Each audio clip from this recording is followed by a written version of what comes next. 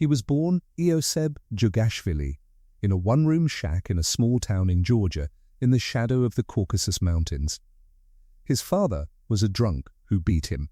His mother scrubbed floors and took in sewing to keep him alive.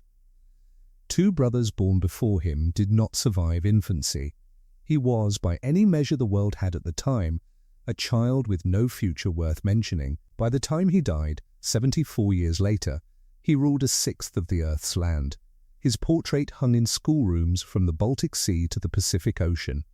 His armies had broken the largest invasion force ever assembled. And beneath the soil of his empire lay the bodies of millions of his own people, starved, shot, or worked to death in camps that stretched further than the eye could measure. He would take a new name for himself: Stalin, Man of Steel. Under that name, he built the most feared government the modern world had ever seen. And he built it, piece by piece, out of patience, suspicion, and an unshakable certainty that he alone understood what history required. Picture the boy first, because history so rarely lets us. A small, pock-marked child limping slightly on a stiff left arm, standing at the edge of a dusty Georgian courtyard while older boys play a game he has not been invited to join. Picture the seminary corridor, candlelight flickering over a forbidden book hidden inside the pages of scripture, a young man's eyes moving faster than his supervisors ever noticed.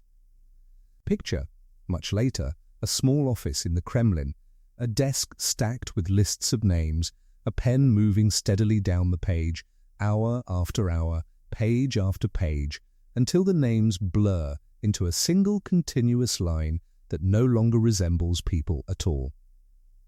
One devastating question follows him into every history book ever written about him. How much horror can a man justify? If he believes deeply enough that the ending justifies it, tonight his story whispers you to sleep. Good evening, sleepy soul. Welcome home to Grand Age Power, your quiet corner for history's most powerful lives, told gently, told slowly, told just for you. New here? Welcome returning? Always a genuine pleasure to have you back. Make yourself comfortable. Lights low. Let the day fall away. Tonight we travel far, to a shoemaker's shack in the Georgian hills, to a seminary lit by candlelight where a boy read forbidden books beneath his scripture, to the frozen exile roads of Siberia, and finally into the halls of the Kremlin, where that same boy, grown old and untouchable, held the fate of 200 million people in his hands. We will walk through revolution and famine, through show trials and the ruins of Stalingrad, through the long, cold decades of a peace built on fear. This is not a story of glory, though for a long time it was told that way.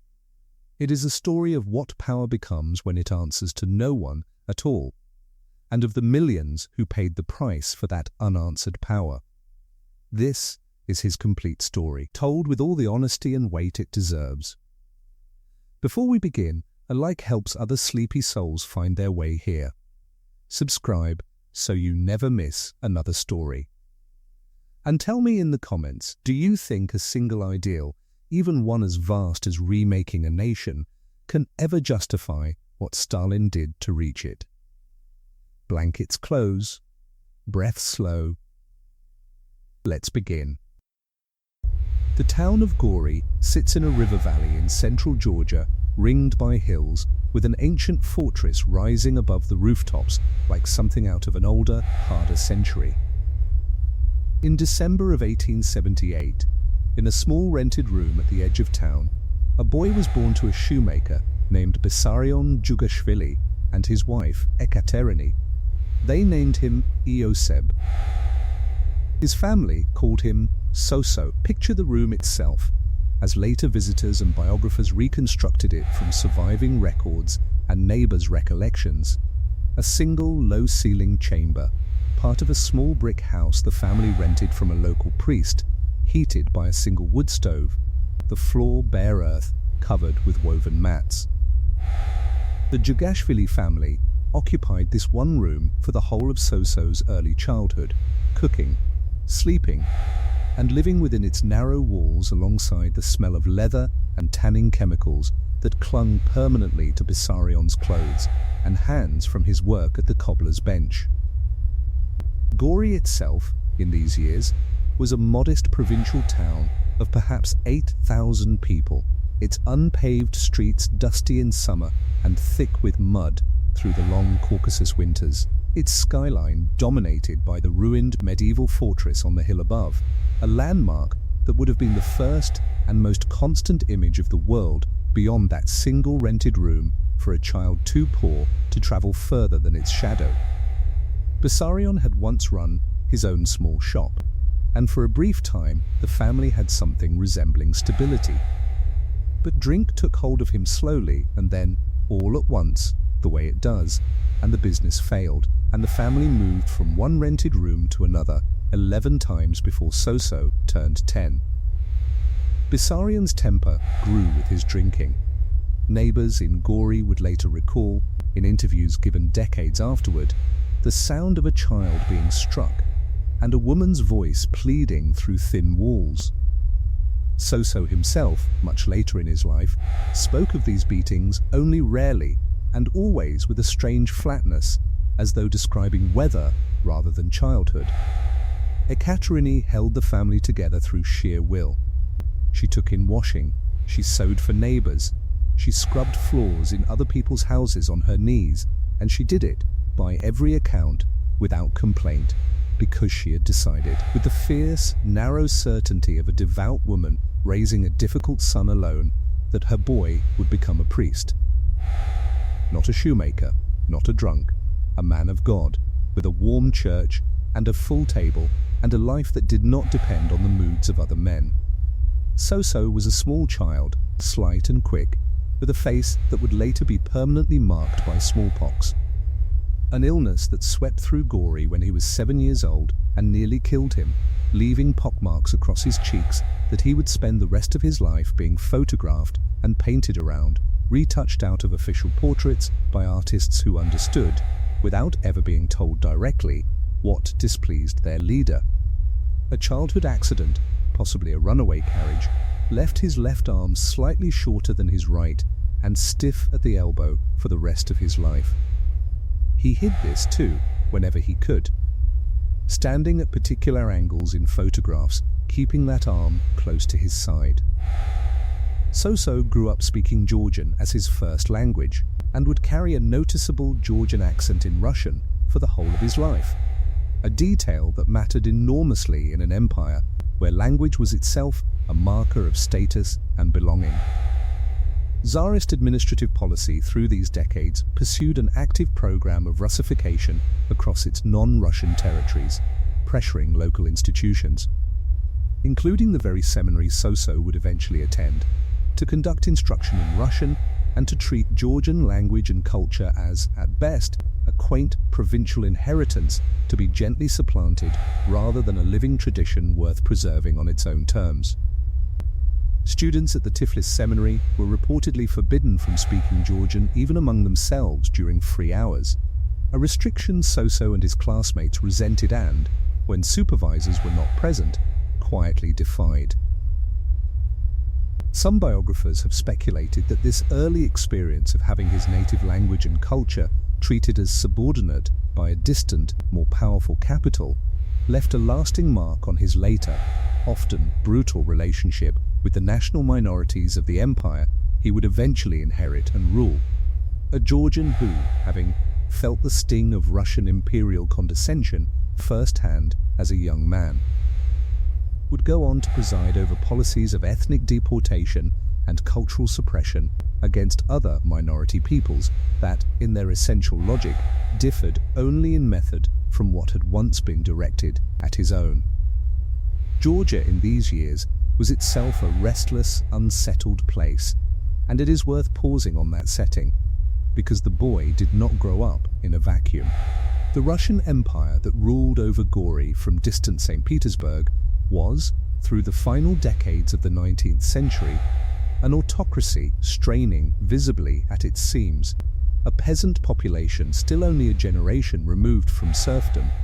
a small but growing industrial working class crowded into unsanitary factory towns, and a police state that jailed, exiled, or hanged those who challenged it too openly. Georgia's own complicated position within that empire, a proud, ancient culture with its own language, its own alphabet, its own long Christian history, governed nonetheless from Moscow by officials who often treated Georgian language and custom with open contempt, gave the region's young radicals an added layer of grievance that blended nationalism and socialism together in ways that would echo. Decades later, in Stalin's own complicated and occasionally brutal relationship with the national minorities of the empire he eventually inherited, he was, his classmates would later remember, quick-witted and quick-tempered in equal measure. A boy who read faster than anyone else in his year, who could recite long passages from memory, and who did not forgive an insult, however small, however long ago. Even as a child, there was something in him that kept score. Vissarion drifted further from the family as Soso grew older, eventually abandoning the household entirely to work as an itinerant laborer in Tiflis, returning to Gori only sporadically and with diminishing frequency through his son's adolescence. He died in 1909, in circumstances that remain disputed among biographers. Some accounts describe a workplace accident, others a death from illness compounded by years of heavy drinking, by which point Soso, already deep in his underground revolutionary work under the Bolshevik cause, showed little outward sign of grief and rarely, if ever, spoke of his father in later life. Whatever complicated mixture of relief and unresolved anger the son carried forward from those childhood years of beatings and abandonment, it went, like so much else about his interior life, almost entirely undocumented by the man himself, left instead for biographers and psychologists to reconstruct, sometimes speculatively, from the barest scraps of evidence. At Ekaterini's insistence, and with help from a family friend who saw promise in the boy, Soso entered the Gori church school at the age of 9, and excelled there so completely that in 1894 he won a scholarship to the Tiflis Theological Seminary, a serious, prestigious institution, one of the finest in the Russian Empire's southern provinces, training the next generation of Orthodox priests for the whole of Georgia. The seminary should have been, in his mother's telling, the making of him. Instead, it became something else entirely. Life inside those walls followed a schedule biographers have reconstructed in granular detail. From surviving seminary records, students rose at 6 for morning prayer, sat through classes in theology, church Slavonic, and civil history until mid-afternoon, and observed strict silence during meals of thin soup and black bread eaten beneath the gaze of portraits of the Tsar and the Patriarch. Dormitories were searched at irregular intervals by monk supervisors specifically tasked with rooting out forbidden material, and students caught with banned literature faced expulsion or worse.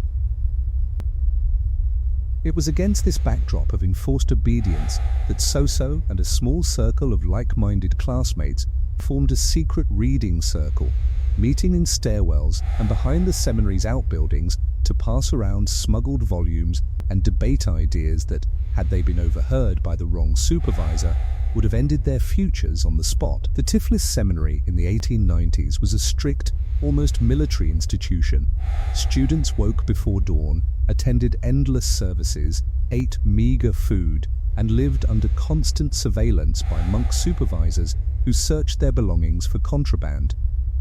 And it was precisely this atmosphere of rigid control historians have long observed that seemed to produce, again and again, the opposite of what it intended. Behind the seminary's high stone walls, forbidden literature circulated in secret, smuggled in, passed hand to hand, hidden inside the covers of approved scripture, Georgian nationalist poetry, banned Russian novels, and, increasingly as the decade wore on, the writings of a German philosopher named Karl Marx. whose ideas about class, capital, and revolution were spreading quietly through university towns and seminary dormitories across the Russian Empire. So read everything he could get his hands on. Fellow students remembered him staying up past curfew with a candle and a book, arguing fiercely in the courtyard about ideas that had nothing to do with the priesthood he was supposedly training for. Something in him, the same stubbornness that had kept him alive through smallpox and his father's fists, fastened onto these new ideas with total conviction. He stopped attending confession. He began missing required prayers. Monk supervisors noted, in surviving records, a student increasingly absent, increasingly defiant, increasingly unwilling to bow his head. In May of 1899, at the age of 20, he was expelled, officially, for failing to sit his final examinations. He would claim, in later years, that he had chosen to leave, that he could no longer in good conscience continue toward a calling he no longer believed in. Perhaps both things were true at once. What mattered, in the end, was that the seminary had given him something it never intended to give: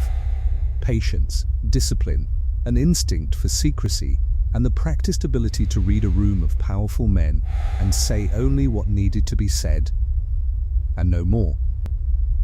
Historians believe it was in these seminary years, among candlelight and forbidden pamphlets,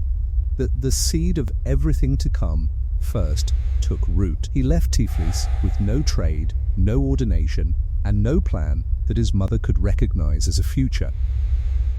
What he carried instead, though nobody around him could have guessed its weight, was an idea that the entire order of the world could and should be torn down and rebuilt from nothing. It was an idea that would, within 20 years, cost the Russian Empire its throne. It was an idea that would, within 50, cost tens of millions their lives. There is a detail from these years that biographers return to again and again, because it seems, in hindsight, to hold something of the whole man folded inside it. So wrote poetry as a teenager, genuinely gifted poetry by the estimation of Georgian literary scholars who have studied it since. Several of his poems were published under a pen name in a respected Tiflis literary journal in 1895, when he was 16. One of them, praising the beauty of a nightingale singing above a rose, was later included in a widely used Georgian textbook of classical verse, printed and reprinted for school children for years, its author unknown to almost every child who memorized it. Because by the time the anthology reached its later editions, the poet had renamed himself twice over, and buried the boy who wrote it beneath layers of a very different kind of ambition. He might, in some other unrecorded version of his life, have simply remained a minor Georgian poet, remembered only in a footnote to a regional literary history. Something in Gori, or in the seminary's cold stone corridors, or in the years that followed, closed that door instead, and it never reopened. Historians can trace the shift with some precision through his own surviving letters from the period, the gradual disappearance of romantic and religious imagery replaced, year by year, by the harder vocabulary of class struggle and revolution. Whatever tenderness the Nightingale poem contained, it would be difficult to locate anywhere in the 60 years of his life that followed it. His mother, Ekaterine, lived to see almost none of what her son would become. She remained in Georgia for the rest of her life, in a small set of rooms provided for her once her son's power made such gestures possible. And by most surviving accounts, she never fully understood, or perhaps never fully accepted, what he had risen to become. When he visited her, rarely, in his later years, already ruler of the largest country on earth, she is said to have asked him, with the plain, unimpressed directness only a mother allows herself, what exactly it was that he did now. He told her he was something like a Tsar. She reportedly replied that it was a pity he had not become a priest after all. She died in 1937, at the height of the Great Terror her son was then presiding over from Moscow, and he did not attend her funeral. He did not rise the way most revolutionaries of his generation rose, through fiery speeches in packed halls, through pamphlets that stirred a nation, through the kind of magnetic public presence that drew crowds and headlines. He was not, by nearly every account of those who knew him in these years, a natural orator. His voice was flat, his Russian accented by his native Georgian, his manner awkward at a podium. Men like Leon Trotsky, brilliant, theatrical, capable of holding 10,000 people silent with a single speech, represented everything Joseph Jughashvili was not. What he had instead was patience, and a genius, largely unrecognized at the time, for the unglamorous machinery beneath every movement, the meetings nobody wanted to attend, the ledgers nobody wanted to keep, the quiet work of knowing exactly who could be trusted with money, with a safe house, with a gun. In 1906, amid this underground existence, Stalin married Ekaterina Kato Svanidze, the devout sister of a seminary friend, in a small church wedding that he attended, according to later family recollection, with genuine tenderness rare enough in his adult life to be specifically remembered by those who witnessed it. The couple had a son, Yakov, born the following year, but Kato herself died of typhus barely 18 months into the marriage, in December 1907, at just 22 years old.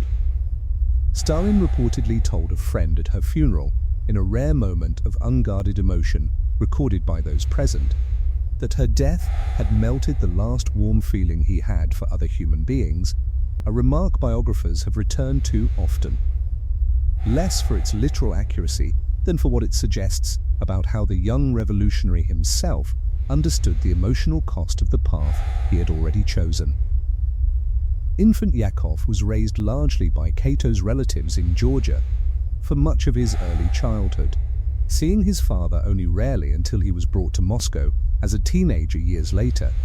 into a household by then reshaped entirely around Stalin's second marriage and his growing political responsibilities. He joined the emerging Marxist underground in the Caucasus in the final years of the 19th century and quickly aligned with the most radical wing of Russian socialism, the Bolsheviks. Led from exile by a sharp, uncompromising theorist named Vladimir Lenin. Lenin argued that Russia's revolution could not wait patiently for gradual reform, that it required a small, disciplined vanguard of professional revolutionaries willing to seize power directly when the moment came. It was an idea that suited the young Georgian perfectly. Under a series of aliases, Koba, taken from a Georgian folk hero and bandit, was his favorite. He threw himself into the underground work of revolution. He organized strikes among the oil workers of Baku, one of the most dangerous and combustible industrial cities in the empire, where laborers worked 12-hour shifts around derricks that occasionally caught fire and burned for days. He edited underground newspapers, printed on hidden presses, and smuggled past the Tsar's secret police, the Okhrana. He helped organize bank robberies, dramatic, sometimes violent operations designed to fund the Bolshevik cause. The most famous a 1907 raid on a bank courier in Tiflis that killed dozens of bystanders and netted a fortune in stolen rubles, later smuggled abroad to Lenin in small, careful shipments. It is worth pausing too on the failed revolution of 1905, the great dress rehearsal that shaped an entire generation of Russian radicals, Stalin among them. Sparked by a massacre of peaceful petitioners outside the Winter Palace in St. Petersburg, an event remembered as Bloody Sunday, when Tsarist troops opened fire on an unarmed crowd carrying a petition for basic reforms. Unrest spread within months across the length of the empire, reaching even into the Caucasus, where Stalin, still working under the alias Koba, helped organize armed workers' militias in Baku and Tiflis, and edited a Bolshevik newspaper calling for the revolution to be pressed further toward the complete overthrow of the Tsarist system, rather than the more modest constitutional concessions the Tsar eventually offered to quiet the unrest. The 1905 revolution ultimately failed to unseat the monarchy, and the years that followed brought a period of intense police repression across the empire that scattered and imprisoned much of the revolutionary movement Stalin had spent years helping to build. But it taught the movement's surviving organizers a lesson that would prove decisive 12 years later, that the Tsarist state, for all its apparent strength, could be shaken to its foundations by organized unrest at the right moment, and that half measures of the kind other revolutionary factions had been willing to accept in 1905 would only delay, rather than prevent, the fuller reckoning the Bolsheviks believed history still owed the Russian people. He was arrested repeatedly by the Tsarist police throughout this period, 1902, 1908, 1910, 1912, and exiled each time to increasingly remote corners of Siberia. He escaped from exile on at least 4 separate occasions, walking, hiding on freight trains, moving under false papers through a landscape of frozen rivers and endless birch forest. Each escape ended the same way, back to the underground work, the meetings, the ledgers, the patient accumulation of trust among men who did not trust easily. It was during one of these Siberian exiles, in the small Arctic settlement of Kureka, that he lived for nearly 2 years in near total isolation, hunting, fishing, enduring winters where the temperature fell so far below freezing that exposed skin could blister in minutes. Historians who have studied this period believe it deepened something in him that was already there, a comfort with solitude, a wariness of other people's motives, a conviction that the world was, at bottom, a hard and unforgiving place that rewarded only the patient and the ruthless. By the time the First World War tore through Europe and the Russian Empire began to crack under the weight of it, food shortages, military disasters, a population exhausted by 3 years of war, the Bolsheviks were a small, disciplined faction still largely unknown to the wider Russian public. In February of 1917, the Tsar abdicated, swept away by strikes and mutinies that even his own generals could not suppress. A fragile provisional government took power, promising democracy, promising elections, promising an end to the war. Recalled from Siberian exile following the Tsar's abdication in February 1917,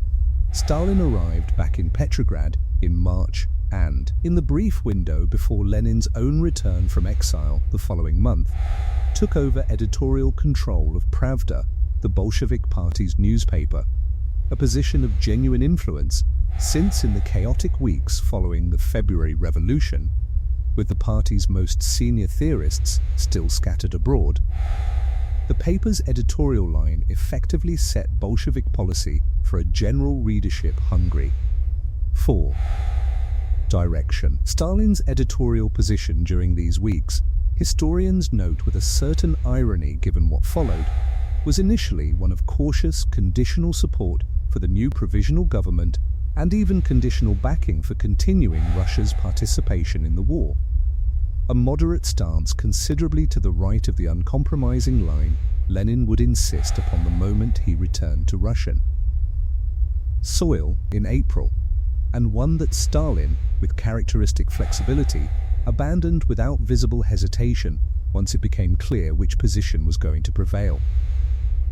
Lenin, in April of 1917, returned from exile in a sealed train provided by the German government, who calculated, correctly, that a revolutionary determined to pull Russia out of the war served their own military interests. Stalin was there in Petrograd to help receive him, already trusted enough to sit on the Bolshevik Party's inner Central Committee,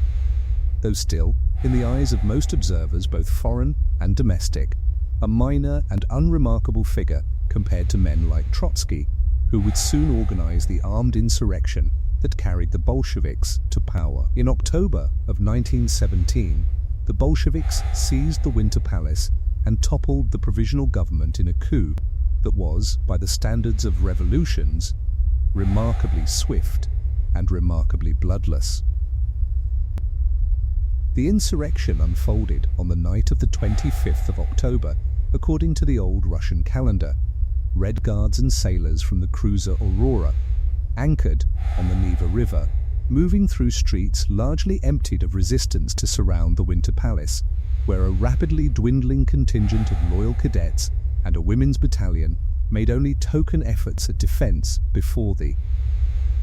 palace's vast, ornate halls were occupied almost entirely without serious fighting.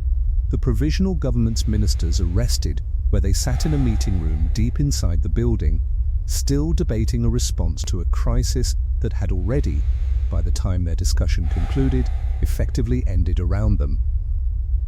Stalin's role in these events was administrative rather than heroic, coordinating between factions, managing the party newspaper, serving on the small revolutionary committee that planned the insurrection's logistics.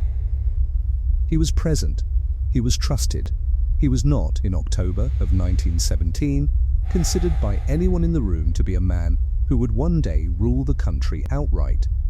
Most of the men around Lenin saw him as exactly what the Seminary and the Siberian exiles had made him: useful, quiet, unremarkable with grand ideas, but reliably competent with the unglamorous business of making an organization actually function.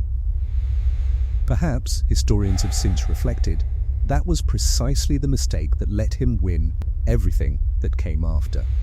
Nobody watches carefully for the danger in the man who only ever asks to handle the paperwork. The years of underground work before the revolution deserve more than a passing mention, because they shaped the instincts he would rely on for the rest of his life. Baku, where he organized oil workers through 1907 and 1908, was among the most volatile industrial cities anywhere in the Russian Empire. A forest of wooden derricks pumping crude oil day and night, workers housed in shanty towns thick with the smell of petroleum, occasional fires that turned the night sky orange for miles. It was a city built entirely around extraction and exhaustion, and it taught the young organizer something that would stay with him permanently: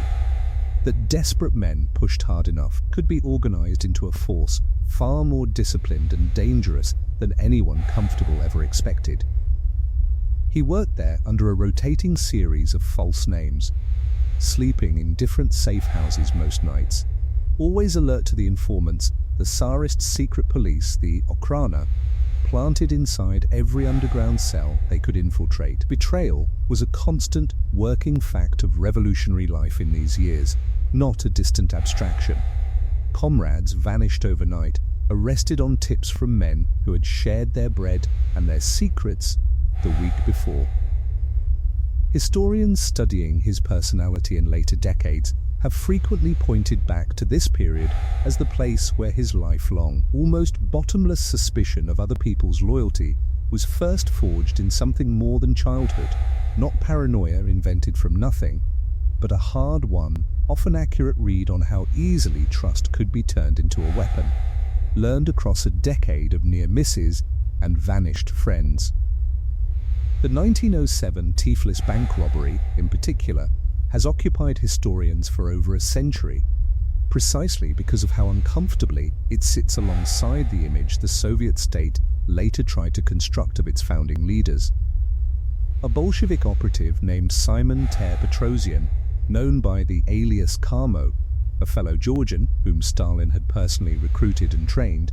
led a team that ambushed a bank courier's convoy in Yerevan Square with concealed bombs and pistols.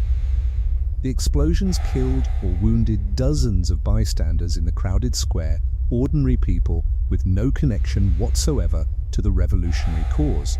caught in the crossfire of an operation designed purely to fund it. Stalin's precise degree of involvement in planning the robbery remains debated among historians, since Bolshevik leaders were careful, for obvious reasons, not to leave paper trails connecting themselves too directly to what amounted to armed robbery and mass casualties in the middle of a public square, but his closeness to Karmo and his broader role coordinating the Caucasus Underground's finances in this period leaves little doubt that he knew, in general terms, exactly what such operations cost in blood, and approved of the trade regardless. His periods of Siberian exile, particularly the long stretch in the remote settlement of Kureka above the Arctic Circle between 1913 and 1916, deserve their own quiet attention, because they reveal a side of him rarely visible in the political record. Kureka had perhaps 100 inhabitants, mostly indigenous Evunk and Tungus fishing families, and no political society of any kind for the exile to organize or agitate among, even if he had wished to. He lived largely alone, hunting and fishing through winters where the temperature could fall to nearly 60 degrees below freezing,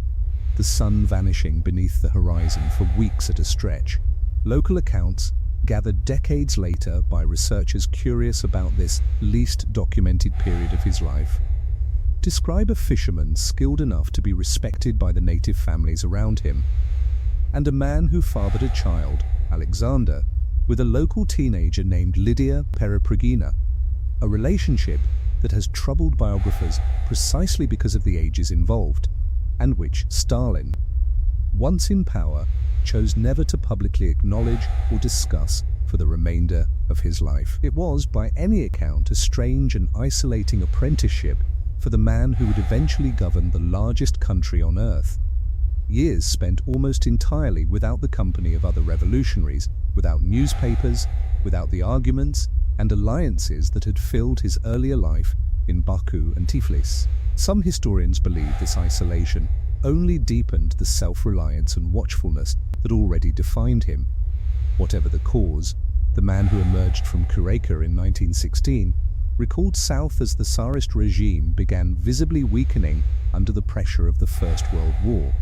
was noticeably harder and more closed than the young organizer who had entered Siberian exile 3 years earlier.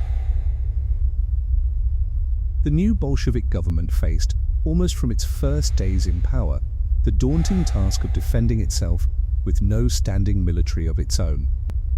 The old Tsarist army, having largely dissolved amid desertion and mutiny through 1917.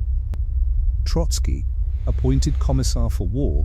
built the Red Army essentially from nothing over the following months, conscripting millions of peasants and workers, and controversially recruiting tens of thousands of former Tsarist officers back into service as military specialists whose professional expertise, however politically suspect their class background, Trotsky considered indispensable to fielding an effective fighting force against the well-organized white armies opposing the revolution. It was a pragmatic policy that Trotsky defended vigorously against critics within his own party who viewed it as an ideological betrayal, and it was a policy that Stalin, sent south to the Tsaritsyn front in the same period, would treat with open contempt and active sabotage, setting the stage for a rivalry that would shape the following 2 decades of Soviet history. The civil war that followed the Bolshevik seizure of power dragged on for nearly 4 brutal years, Reds against Whites, revolutionaries against monarchists, a fractured empire tearing itself apart region by region, while foreign armies from Britain, France, Japan, and the United States intervened at its edges, hoping to strangle the revolution before it could take root. Stalin spent much of this period as a political commissar attached to various fronts, overseeing military operations with a ruthlessness that already, in these early years, drew concern from colleagues. At the southern front near Tsaritsyn, a city that would, decades later, be renamed Stalingrad in his honor, and then destroyed and rebuilt in the greatest siege of the coming World War. He ordered the execution of military specialists he suspected, often on thin evidence, of secretly working for the Whites. Trotsky, overseeing the Red Army as a whole, clashed with him repeatedly over these methods. It was the beginning of an enmity that would, 20 years later, end with an ice axe in Mexico City. By 1922, with the Civil War won, and the Bolsheviks, now calling themselves communists, firmly in control of most of the former Russian Empire, Lenin appointed Stalin to a position that struck nearly everyone around them as a modest administrative reward for years of loyal service: General Secretary of the Communist Party's Central Committee. It sounded, to the year of 1922 like a bureaucratic footnote. It was, in fact, the single most dangerous lever of power in the entire Soviet system, though almost nobody understood this at the time, including, for a crucial early period, Lenin himself. The General Secretary controlled party appointments. He decided who got promoted into positions of regional authority and who got quietly transferred to some frozen outpost 1,000 miles from Moscow, never to be heard from again in any meeting that mattered. Over the following 2 years, Stalin used this authority with total patience and total thoroughness, filling the party's middle and lower ranks, thousands of positions across the length and breadth of a continent-spanning country, with men who owed their careers, and therefore their loyalty, directly to him.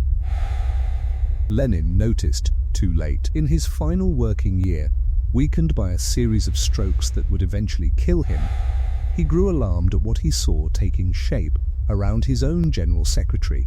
a rudeness toward colleagues, a rigidity, a hunger for control that Lenin, in a private testament dictated to a secretary in his final months, explicitly warned the party about. Stalin, Lenin wrote, had concentrated enormous power in his hands, and he was not certain the man could be trusted to use it with sufficient caution. He recommended, in language remarkably direct for a man who had built the very system Stalin now controlled, that Stalin be removed from his position. Lenin's final months were marked by a series of strokes that left him first partially,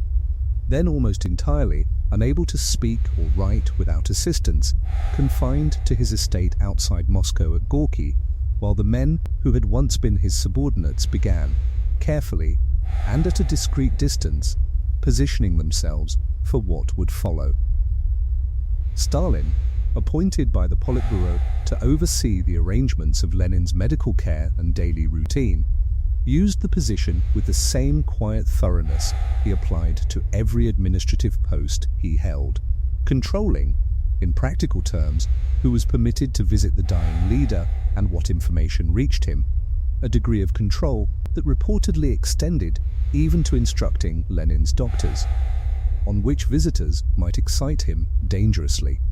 When Lenin's wife, Nadezhda Krupskaya, attempted to relay a message on her husband's behalf that Stalin found displeasing, Stalin telephoned her directly and, according to her own later written account, subjected her to a tirade of such crude and threatening language that she wept afterward and did not report the incident to her husband for fear of the strain it would cause him. Lenin died on the 21st of January 1924 at Gorky. Stalin took personal charge of the funeral arrangements with an energy that struck some observers, even at the time, as oddly disproportionate to a man supposedly still just one administrator among several equal colleagues. He insisted, against the initial objections of Lenin's own widow, that the body be embalmed and placed on permanent public display in a specially constructed mausoleum on Red Square, rather than buried according to more conventional custom. A decision that transformed Lenin almost immediately from a deceased political leader into something closer to a secular saint's relic, a transformation from which Stalin, as the funeral's chief architect and the man now positioned as the dead leader's most visible mourner, benefited enormously in the political maneuvering that followed. Trotsky, convalescing from illness in the Caucasus at the time of Lenin's death, was given, whether through genuine miscommunication or deliberate misdirection, has never been fully settled, an incorrect date for the funeral, and did not return to Moscow in time to attend, an absence his rivals were quick to characterize in the weeks and months that followed as a telling sign of insufficient devotion to the man he had served for years. His testament was read aloud in a hushed and careful session to the party's inner circle. And then, through a combination of political maneuvering, genuine uncertainty among Lenin's other lieutenants about what should replace him, and Stalin's own quiet insistence that the letter reflected the confused ramblings of a dying man rather than sound judgment, the testament was suppressed. It would not become widely known, even within the Soviet Union for decades. Stalin's rivals for the leadership that followed Lenin's death badly misjudged him, one after another, in a pattern that would repeat itself with tragic consistency for the rest of the decade. Grigory Zinoviev and Lev Kamenev, two of the party's most senior figures, allied with Stalin against Trotsky in 1924 and 1925, believing the awkward, unglamorous General Secretary posed less of a long-term threat to their own ambitions than the brilliant, popular organizer of the Red Army. Trotsky was outmaneuvered, stripped of his military command, and gradually pushed to the margins of Soviet political life. By 1927, he was expelled from the party entirely. By 1929, he was expelled from the country itself, forced into an exile that would carry him through Turkey, France, Norway, and finally Mexico, always one step ahead of agents who, everyone around him understood without needing to be told, answered ultimately to Stalin. That pursuit did not end with exile, and it is worth following it to its conclusion, because it says something essential about how far Stalin's reach extended, and for how long. Through the 1930s, Trotsky continued writing from abroad, books, articles, an entire alternative political movement he called the Fourth International, arguing that Stalin had betrayed the revolution's original ideals and installed a bureaucratic dictatorship in their place. Stalin, watching from Moscow, treated this ongoing criticism not as the powerless complaints of an exile, but as an active, continuing threat, and the show trials of the later 1930s repeatedly named Trotsky, in absentia, as the supposed mastermind behind an ever-expanding web of imagined domestic conspiracies. Soviet intelligence spent years cultivating an agent named Ram Mercader, who worked his way into Trotsky's fortified household in Coyoacan, Mexico, through a romantic relationship with one of Trotsky's secretaries, before finally, on the 20th of August 1940, striking Trotsky in the skull with an ice axe as the two men sat together in Trotsky's study. Trotsky died the following day. Mercader served 20 years in a Mexican prison without ever fully confirming who had sent him, and was awarded upon his eventual release and return to Moscow, the hero of the Soviet Union, the state's highest honor, conferred quietly, years after the fact, for a killing the Kremlin never officially acknowledged ordering. Having used Zinoviev and Kamenev to destroy Trotsky, Stalin then turned on them. By 1926, he had allied instead with the party's right wing, led by the economist Nikolai Bukharin, and used that new alliance to strip Zinoviev and Kamenev of their own remaining power. And having used Bukharin to destroy Zinoviev and Kamenev, Stalin then, by 1929, turned on Bukharin too, accusing him, in party language that was growing sharper and more dangerous with each passing year, of a right deviation from true communist principles. One by one, every man who had once stood beside him as an equal was pushed out, discredited, or silenced, and each of them, watching it happen to the others, had believed, right up until it happened to them, that they themselves were safe. It was, historians have often noted, the defining pattern of Stalin's entire political method: never fight two enemies at once when you can convince them to destroy each other first and save you the trouble. It is worth pausing to note what the man who now stood at the summit of this vast machinery actually looked like to those who met him. Because the image official portraiture constructed over the following decades, tall, imposing, radiating calm strength, bore only a loose relationship to the man himself. He stood, by most careful measurements taken from tailoring records and photographs alongside known reference points, somewhere around 5 feet 5 inches. Notably shorter than several of the men who regularly surrounded him in official photographs, a discrepancy official photographers were specifically instructed to minimize through camera angle and positioning, sometimes standing him on a small platform concealed from the frame. His voice, heard rarely in public and preserved in only a handful of surviving recordings, was quiet, measured, and carried the distinct accent of his native Georgian, a trace of the seminary-educated provincial boy that never fully disappeared beneath the authority of the office he came to hold. Visitors granted rare private audiences frequently remarked, in memoirs written afterward, on an unnerving stillness to his physical presence, long pauses before answering a question, a habit of pacing slowly around a room while others spoke, a way of listening that left the person being listened to uncertain whether they had just been reassured or quietly, carefully assessed for some later purpose. By 1929, at the age of 50, Joseph Stalin stood alone at the summit of the Soviet Union, General Secretary in name, absolute ruler in practice. With no remaining rival inside the party capable of challenging him, he would hold that position without serious internal opposition for the next 24 years. What he would build with that unrivaled power, and what it would cost the people beneath him, had not yet even begun. The civil war years at Tsaritsyn deserve a closer look because the pattern set there would repeat, at a vastly larger scale throughout the rest of his life. Sent south in 1918 to secure grain shipments for a starving Moscow and Petrograd, Stalin arrived to find the city's defense entrusted, in part, to former Tsarist military officers, men with genuine professional training in modern warfare, whom the fledgling Red Army had reluctantly recruited out of sheer necessity, since revolutionary enthusiasm alone could not teach artillery trajectory or supply logistics. Stalin distrusted these military specialists instinctively and completely, viewing their class origins as inseparable from their loyalty, regardless of any evidence of competent or even loyal service.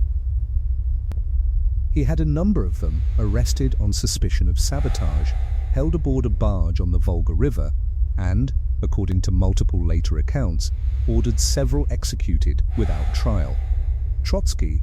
overseeing the Red Army's overall command from Moscow, was furious when he learned of it, not merely on principle, but because the war was being lost in real time on fronts that desperately needed every competent officer available, whatever their pre-war class origins. He demanded Stalin's recall. Lenin, attempting to balance two increasingly bitter subordinates whose skills the revolution genuinely needed, split the difference, and Stalin was eventually withdrawn from Tsaritsyn, but not before the episode had cemented, on both sides, a personal enmity that would shape Soviet politics for the next 2 decades and would not fully resolve until an assassin's ice axe found the back of Trotsky's skull in a walled garden in Mexico City in August 1940. The maneuvering that followed Lenin's death has been picked apart by historians in extraordinary detail, in part because the survivors of it left behind so many memoirs, letters, and later confessions attempting to explain how they had each in turn been so thoroughly outplayed. Zinoviev and Kamenev, allying with Stalin in what became known within the party as the Triumvirate, genuinely believed through 1924 and much of 1925 that they were the senior partners in the arrangement, that the unglamorous General Secretary was a useful tool for isolating Trotsky's popularity and charisma, not a rival in his own right. Trotsky, for his part, made the fatal error of assuming that ideas and oratory would eventually win out over bureaucratic maneuvering, a conviction that led him to underestimate, again and again, just how much quiet power had accumulated in Stalin's hands through years of controlling party appointments most of his rivals considered beneath their notice. By 1925, with Trotsky sufficiently isolated, Stalin turned toward an alliance with the party's right wing, Nikolai Bukharin foremost among them. A man widely regarded, including by Lenin himself in his suppressed testament, as the party's most gifted theoretical mind and, in Lenin's own words, its favorite. Bukharin advocated a gradualist economic policy that tolerated limited private enterprise among peasants and small traders as a necessary bridge toward eventual socialism. a position Stalin publicly supported just long enough to use Bukharin's influence to strip Zinoviev and Kamenev of their remaining authority within the Leningrad and Moscow party organizations.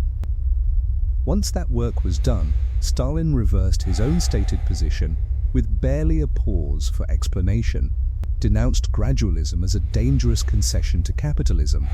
and turned the same organizational machinery against Bukharin that had just finished dismantling his predecessors. Underlying the personal rivalry between Stalin and Trotsky lay a genuine ideological disagreement that Stalin, characteristically, resolved less through theoretical argument than through the sheer persistence of repeating a simpler, more emotionally accessible position until it became party orthodoxy. Trotsky, following Orthodox Marxist theory closely, argued that socialism could not survive permanently in a single, relatively backward country surrounded by hostile capitalist powers, and that the Soviet state's long-term survival, therefore, depended on actively fostering revolution abroad. Particularly in the more industrially developed nations of Western Europe, where he believed conditions for genuine proletarian revolution were riper than in Russia itself. Stalin, by contrast, championed a doctrine that came to be known as socialism in one country, arguing that the Soviet Union could and must build a complete socialist society within its own borders, regardless of whether revolution succeeded anywhere else,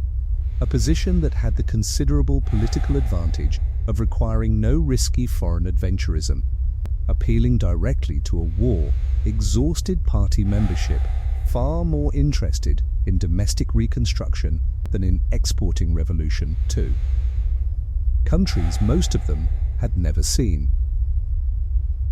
The doctrine proved enormously effective as a political weapon, allowing Stalin to portray Trotsky's continued calls for international revolution as reckless idealism disconnected from the practical needs of ordinary Soviet citizens,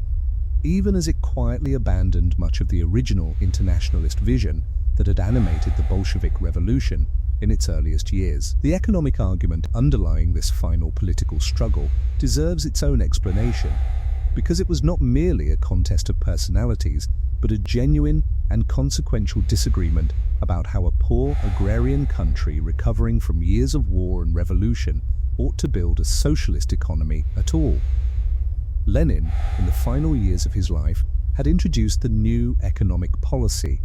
a pragmatic retreat from the harsher wartime economic controls of the Civil War years that permitted peasants to sell surplus grain on the open market and allowed small-scale private trade and manufacturing to operate alongside state-controlled heavy industry, a compromise Lenin himself had described, with characteristic bluntness, as one step back in order eventually to take 2 steps forward.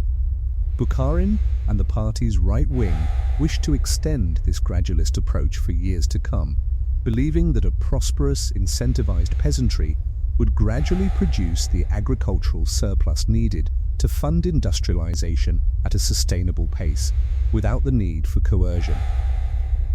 Trotsky and the party's left opposition, before their defeat, had argued in the opposite direction, calling for rapid, centrally planned industrialization funded by squeezing greater resources from the countryside far sooner than Bukharin's approach allowed. Stalin's genius for political survival lay, in this instance as in so many others, in his willingness to adopt whichever position served his immediate tactical needs, then abandon it entirely once it had served its purpose, allying with Bukharin's gradualism just long enough to isolate the left opposition,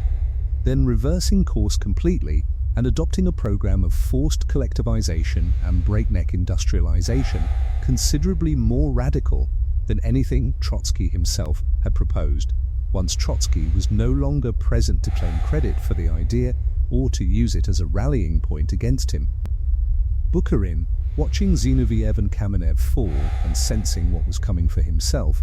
reportedly told a colleague in private, with a kind of exhausted clarity, that Stalin was an unprincipled intriguer who subordinates everything to his own power.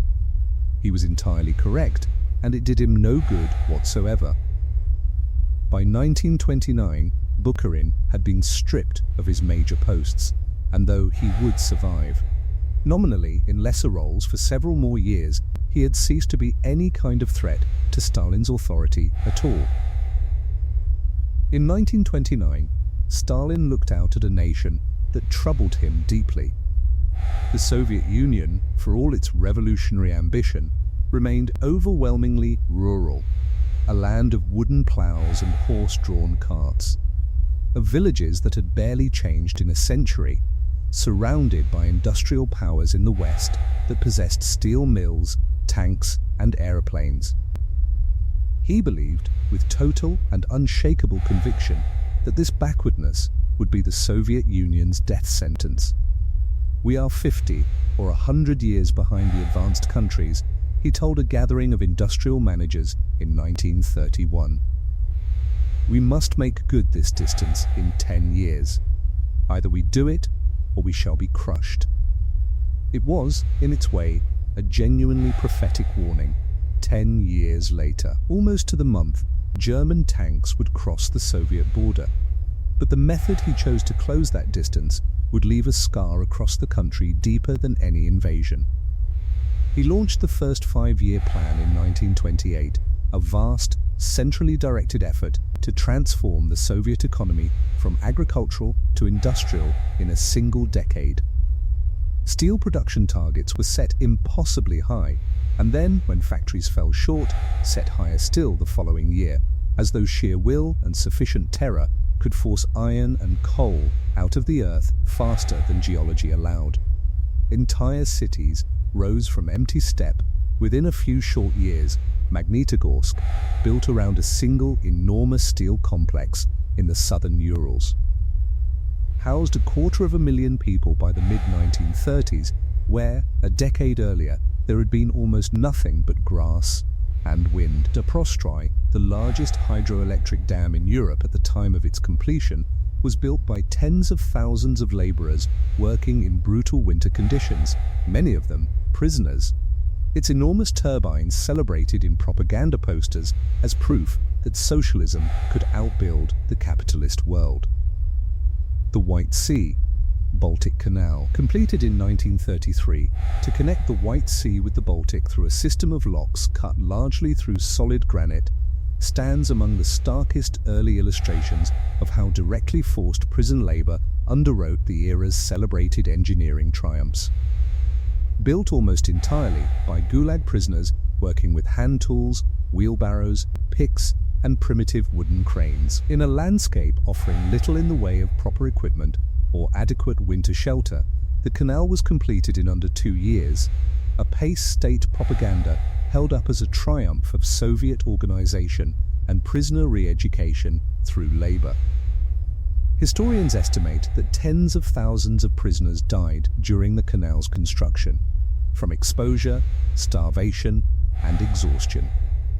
A toll obscured at the time by a heavily promoted propaganda campaign that included a lavishly illustrated commemorative volume written by a group of prominent Soviet authors, including Maxim Gorky, celebrating the project as proof that even convicted criminals could be transformed into productive socialist citizens through disciplined labor. The canal itself, once completed, proved to have been dug too shallow and too narrow for the larger naval and cargo vessels it had been intended to accommodate, rendering much of its economic and strategic value marginal at best,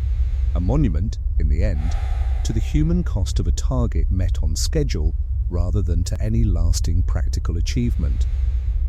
Perhaps, in the long hours he spent poring over production charts and quota reports through these years, Stalin understood something that lesser, more comfortable men rarely grasp, that a nation's transformation, like a single man's ambition, is never actually finished, no matter how impressive the numbers grow. There is always another target beyond the last one met. Another rival power to be overtaken, another vulnerability that yesterday's triumph has not yet closed. He had spent his own life reaching for something that comfort and safety could never fully provide him. And now he demanded the same restless, unsatisfiable, reaching from an entire country of 200 million people who had not necessarily chosen it for themselves. Whether the industrial power he built was worth what it cost the people who built it, history has spent the better part of a century arguing, and will likely go on arguing for a century more. By raw industrial output, the numbers were staggering, and historians do not dispute that a genuine transformation took place. Soviet steel production rose several times over within a decade. Coal output climbed. A nation that had imported nearly all its machine tools in 1928 was manufacturing tractors, locomotives, and eventually tanks of its own within 10 years. Foreign visitors, engineers, journalists, sympathetic Western intellectuals, eager to believe that a better world was being built, toured the new factories and came home with breathless accounts of a civilization leaping forward at a pace no democracy could match. What those visitors rarely saw, because they were rarely shown it, was the human machinery beneath the steel. Industrialization on this scale, at this speed, required more workers than the cities could supply, and more capital than the treasury possessed. And Stalin solved both problems with the same policy: the forced collectivization of Soviet agriculture, launched alongside industrialization in 1929, and pursued with a ruthlessness that would define the rest of his rule. Collectivization meant seizing the land, animals and tools of Russia's peasant farmers, some 200 million people, the overwhelming majority of the Soviet population, and merging their small individual farms into large, state-controlled collectives,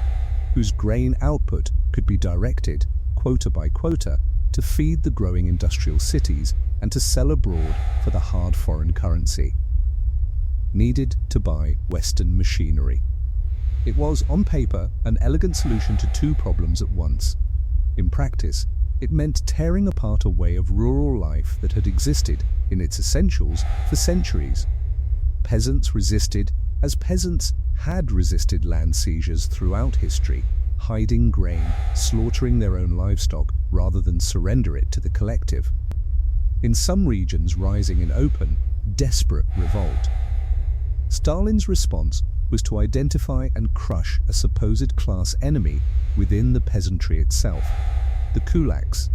a term originally meaning a somewhat wealthier farmer who employed hired labor, but which was applied, in practice, with a broadness that swallowed up almost anyone who resisted collectivization at all. Between 1930 and 1931 alone, historians estimate close to 2 million people classified as Gulags were deported from their homes, packed into freight cars with only what they could carry,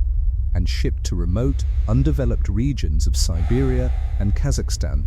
where many died in their first winter for lack of shelter, food, or medical care. By the early 1930s, Stalin had achieved something no Tsar had ever managed: direct state control over every kernel of grain grown across an empire, spanning 11 time zones.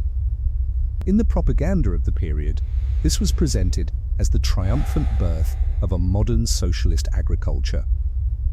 Posters showed broad-shouldered peasants smiling atop enormous combine harvesters, golden wheat stretching to the horizon behind them. Official statistics, carefully massaged before they ever reached Stalin's desk, reported harvests that grew each year, exactly as the plan demanded they should. Beneath those posters and those statistics, in the villages of Ukraine and southern Russia, a catastrophe was already beginning that would become, within 2 years, one of the deadliest famines of the 20th century. Alongside the factories and the dams, Stalin oversaw the construction of something equally deliberate and, in its own way, equally central to how absolute his power would become. A public image carefully built to make ordinary suspicion of him feel almost unthinkable. In 1935, a coal miner in the Donbass region named Alexei Stakhanov was reported, with considerable and almost certainly exaggerated fanfare, to have mined over 100 tons of coal in a single shift, more than 14 times the standard quota. The story, whatever its precise accuracy, was seized upon by state propaganda and turned into a nationwide movement, Stakhanovism, that celebrated individual workers who exceeded their targets through sheer devotion and effort, implicitly suggesting that any worker who failed to match such feats was lacking not in resources or reasonable limits, but in loyalty. This was the machinery of the cult of personality operating at full strength, and it reached into every corner of Soviet public life by the mid-1930s. Stalin's portrait hung in every school, every factory floor, every railway station, across 11 time zones. Newspapers referred to him, without apparent irony, as the father of nations, the great architect of communism, the Coryphaeus of science. A man credited, in the adoring language of state media, with personal expertise not only in economics and military strategy, but in linguistics, genetics, and literary criticism, subjects on which his actual understanding ranged from modest to actively harmful, particularly when his personal endorsement of a fraudulent agricultural theorist named Trofim Lysenko set back Soviet biological science by a generation. The Order of Lenin, the Soviet Union's highest civilian decoration, was awarded with growing frequency through the 1930s to model workers, celebrated engineers, and loyal party functionaries alike, its ribboned medal becoming, alongside portraits and Stakhanovite production certificates, one of the small physical tokens through which ordinary Soviet citizens were invited to feel a personal, tangible stake in the state's broader achievements, even as, for many recipients, acceptance of such honors carried its own quiet danger, since a citizen publicly celebrated 1 year for exceptional service to the state could, with equally little warning, find himself denounced and arrested the next on charges bearing no relationship whatsoever to the honor so recently and so publicly bestowed. The Moscow Metro, opened in 1935, became one of the most celebrated symbols of this era's peculiar combination of genuine achievement and enforced adoration. Its stations, built with marble columns, mosaic ceilings, and bronze statuary, more lavish than many of the world's grandest cathedrals, explicitly designed, in the words of the planners who built it, to give ordinary Soviet workers a daily experience of palaces for the people. Foreign visitors touring it in the late 1930s frequently described genuine astonishment at its scale and craftsmanship. It remains, to this day, among the most architecturally admired subway systems on Earth, built, like so much else in this period, by a combination of enthusiastic volunteer labor and, in significant part, by prisoners drawn from the same Gulag system that was, at that very moment, filling with hundreds of thousands of people swept up in the purges the Metro's marble halls were built to distract from. A second 5-year plan followed in 1933, shifting emphasis somewhat toward consumer goods and transportation infrastructure, even as heavy industry, and, increasingly through the later 1930s, armaments production continued to dominate state investment. Stalin's insistence on rapid militarization in this period, Soviet tank and aircraft production expanding dramatically through the mid to late 1930s, even as ordinary consumer shortages persisted across the country, reflected a strategic anxiety about the rise of an increasingly aggressive Nazi Germany to the west that, whatever else can be said about the brutality of the methods used to fund it, proved, in the starkest and most consequential sense, to have been justified by events barely half a decade later. The tragedy embedded in this calculation, historians have often noted, is that the very purge that decimated the Red Army's officer corps in 1937 and 1938 substantially undid much of the military advantage that a decade of sacrifice-funded industrialization had purchased, leaving the Soviet Union in June 1941 with more tanks and aircraft than any other nation on Earth, and yet critically unprepared in terms of trained leadership and battlefield doctrine to use them effectively against the German invasion that followed. The same militant certainty that had once carried a seminary dropout toward revolution was, by the 1930s, turned with methodical thoroughness against the church that had trained him. The state's anti-religious campaign, already underway in the 1920s, intensified sharply through the collectivization years as churches across the countryside were closed, converted into grain warehouses or machine repair depots, or simply demolished outright.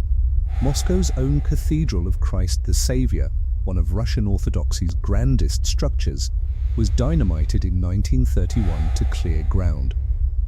Ultimately unrealized, for a planned palace of Soviets intended to dwarf it in scale and topped with a colossal statue of Lenin.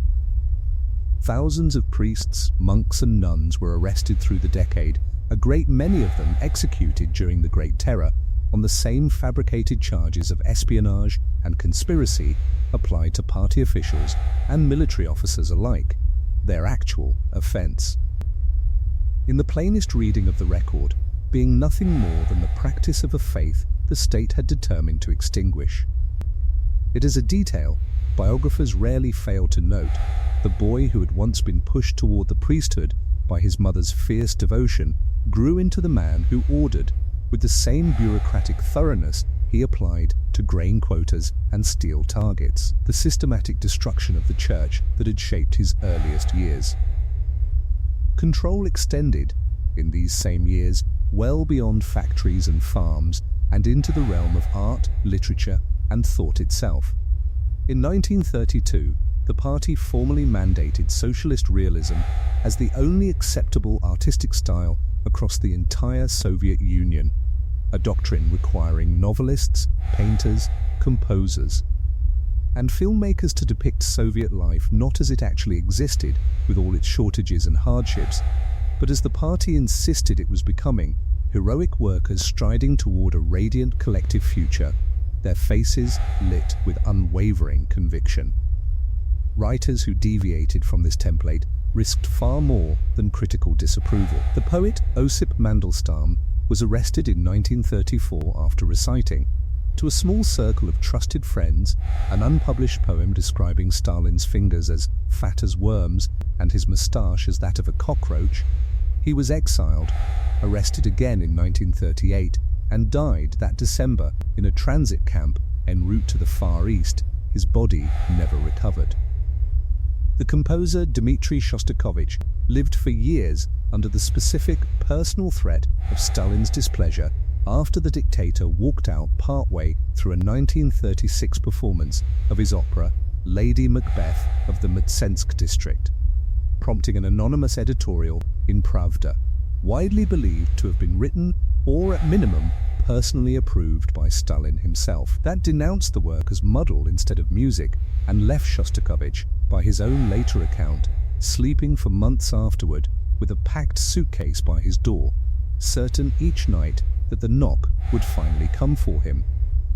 It never did, though friends and colleagues around him were not so fortunate, and the composer spent the remainder of Stalin's rule writing music that he hoped would read, to the censors listening for hidden meaning as sufficiently patriotic, while encoding, in ways later musicologists have spent decades trying to decode, a far more ambivalent private testimony beneath the surface. The Congress of Victors, held by the Communist Party in 1934, and intended to celebrate the completion of the first 5-year plan and the definitive triumph of collectivization, gathered nearly 2,000 delegates from across the Soviet Union in what was billed, without apparent self-awareness, as a demonstration of unshakable party unity behind Stalin's leadership. Fewer than 2 years later, historians have documented more than half of those same delegates had been arrested, and a majority of those arrested had been executed, victims in the grimmest possible irony of the very terror that would soon consume the Congress that had just finished applauding the man who ordered it. A detail that has fascinated historians studying the Congress concerns its final secret ballot for the party's Central Committee, a formality at which Stalin, still nominally only one leader among the collective Politburo rather than an unchallengeable autocrat, received, according to the recollection of surviving officials who later spoke of it once it was safe to do so. a meaningfully larger number of votes against his continued leadership than any other candidate on the ballot, including Kirov, whose own tally that day was reportedly the cleanest of anyone present. The official published results, however, reported near unanimous support for every candidate. The actual ballots apparently altered or destroyed before any true count could become public knowledge. An early demonstration, months before the terror's opening act, of just how completely the appearance of consensus had already come to matter more than its underlying reality within the party Stalin, now led in fact, if not yet fully, in name. The famine that swept through Ukraine and the North Caucasus in 1932 and 1933 was not, historians broadly agree, an accident of weather or bad luck in the way famines had struck the Russian countryside for centuries before. It was, in significant part, a manufactured catastrophe, the direct result of grain quotas set by Moscow so punishingly high and enforced with such absolute rigidity that officials in the field continued confiscating grain from starving villages long after it was obvious to anyone standing in those villages that nothing remained to give. Historians call this famine the Holodomor, a Ukrainian word meaning, roughly, death by hunger.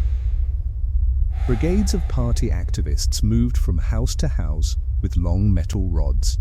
probing walls and floors and haystacks for hidden grain, seizing not only the harvest but, in the most desperate documented periods, the seed stock families had set aside to plant the following spring.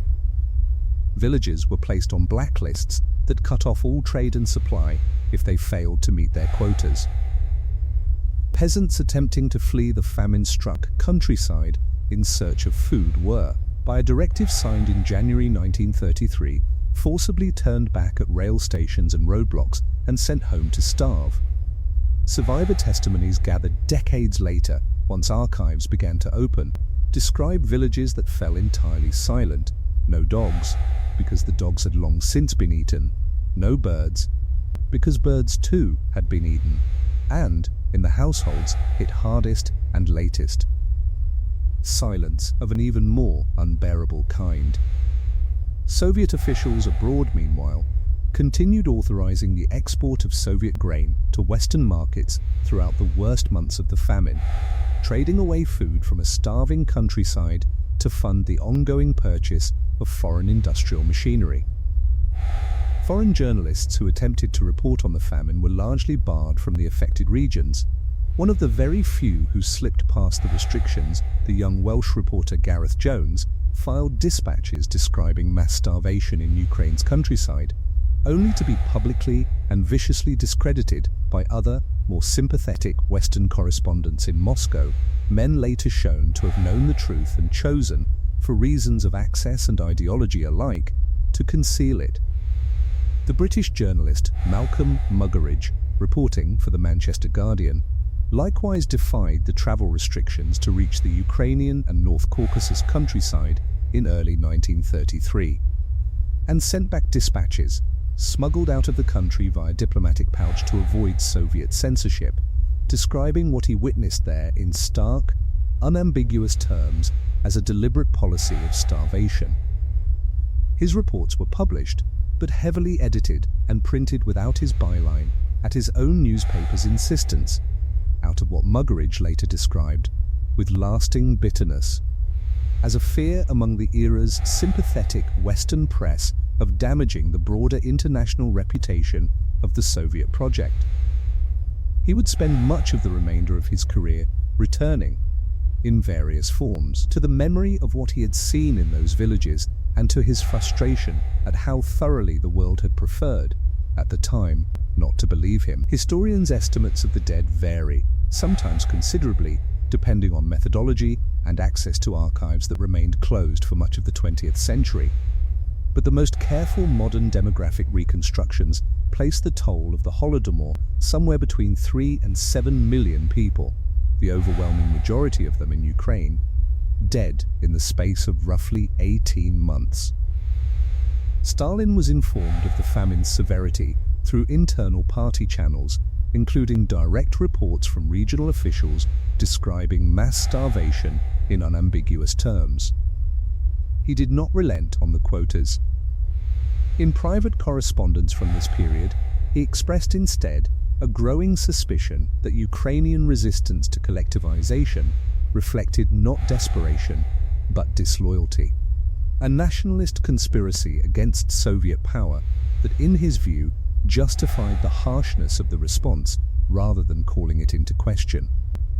It is a pattern that would recur, with escalating and eventually catastrophic consequences throughout the remainder of his rule, evidence of suffering interpreted, again and again, as evidence of hidden enemies. That same suspicion, the conviction that failure and resistance could only be explained by conspiracy, never by the plan itself, would soon turn inward toward the Communist Party he had spent a decade building in his own image. A smaller, quieter episode from these same years illustrates just how completely inconvenient truth had become dangerous under Stalin's rule, even when it took the form of nothing more provocative than an accurate headcount. The Soviet Union conducted a national census in January 1937, intended to demonstrate the population growth and demographic vitality achieved under socialist planning. Instead, the census revealed a population significantly smaller than official projections had promised, a shortfall reflecting the true, largely unacknowledged toll of the Holodomor and the disruptions of collectivization more broadly. Rather than accept or investigate this uncomfortable finding, Stalin's government declared the entire census invalid, suppressed its results, and had several of the senior statisticians and demographers who had conducted it arrested. A number of them were executed for what the state characterized as sabotage and wrecking, their true offense being nothing more than counting accurately in a system that increasingly could not tolerate inconvenient facts, however dryly and apolitically presented. Beginning in 1934, following the assassination of a senior Leningrad party official named Sergei Kirov, shot dead in a corridor of the Smolny Institute on the 1st of December 1934 by a disgruntled former party member named Leonid Nikolaev, whose precise motives, personal grievance, ideological disillusionment, or something more deliberately orchestrated from above, have never been definitively settled. Kirov had been, by most accounts, a genuinely popular figure within the party, well-liked enough that some delegates at the 1934 Congress of Victors had reportedly floated his name, in private conversation, as a possible alternative to Stalin's own leadership, a fact that has fed persistent historical suspicion, never conclusively proven despite decades of investigation both during and after the Soviet era, that Stalin himself, through intermediaries within the secret police, may have had a hand in arranging the killing of a man whose popularity had begun, in however limited a fashion, to rival his own. Stalin traveled to Leningrad personally within hours of the murder to oversee the initial investigation, and the official inquiry, whatever its true origins, was steered with remarkable speed toward the conclusion that Kirov's death was the work of a broad, organized conspiracy of Stalin's political enemies, a conclusion that provided the pretext, within days, for emergency legislation stripping ordinary judicial protections from anyone accused of terrorism, and which historians widely regard as the true opening act of the Great Terror that followed. Stalin used the killing to justify a sweeping campaign against supposed conspiracies within the party. What began as a targeted investigation widened year by year into a nation-wide terror that historians now call the Great Purge, or the Great Terror, reaching its most intense and devastating peak between 1936 and 1938. Old Bolsheviks, men who had stood beside Lenin in 1917, who had built the Soviet state from its earliest days, were arrested, interrogated for weeks or months under conditions that frequently amounted to torture, and paraded before the world in a series of extraordinary public spectacles known as the Moscow show trials. Bukharin, once among the party's most respected theorists, confessed at his trial to an elaborate, entirely fabricated conspiracy involving espionage, sabotage, and plots to assassinate Stalin himself, a confession historians believe was extracted through psychological pressure and threats against his young family, rather than any truth it purported to describe. The trial itself, held in March 1938 in Moscow's House of Unions, drew foreign journalists and diplomats into its ornate hall to witness what the Soviet government presented as an open, transparent judicial proceeding. What they watched instead, many of them recording their unease in memoirs and dispatches only after leaving the country, was a performance rehearsed down to its smallest details, in which Bukharin, gaunt and visibly exhausted after months of interrogation, calmly and articulately confessed to plotting to assassinate Lenin as far back as 1918, to conspiring with Nazi and Japanese intelligence services to dismember the Soviet Union, and to planning to murder Stalin himself and restore capitalism across the country he had spent his entire adult life helping to build. He delivered a final courtroom statement that historians and literary scholars alike have puzzled over for decades since,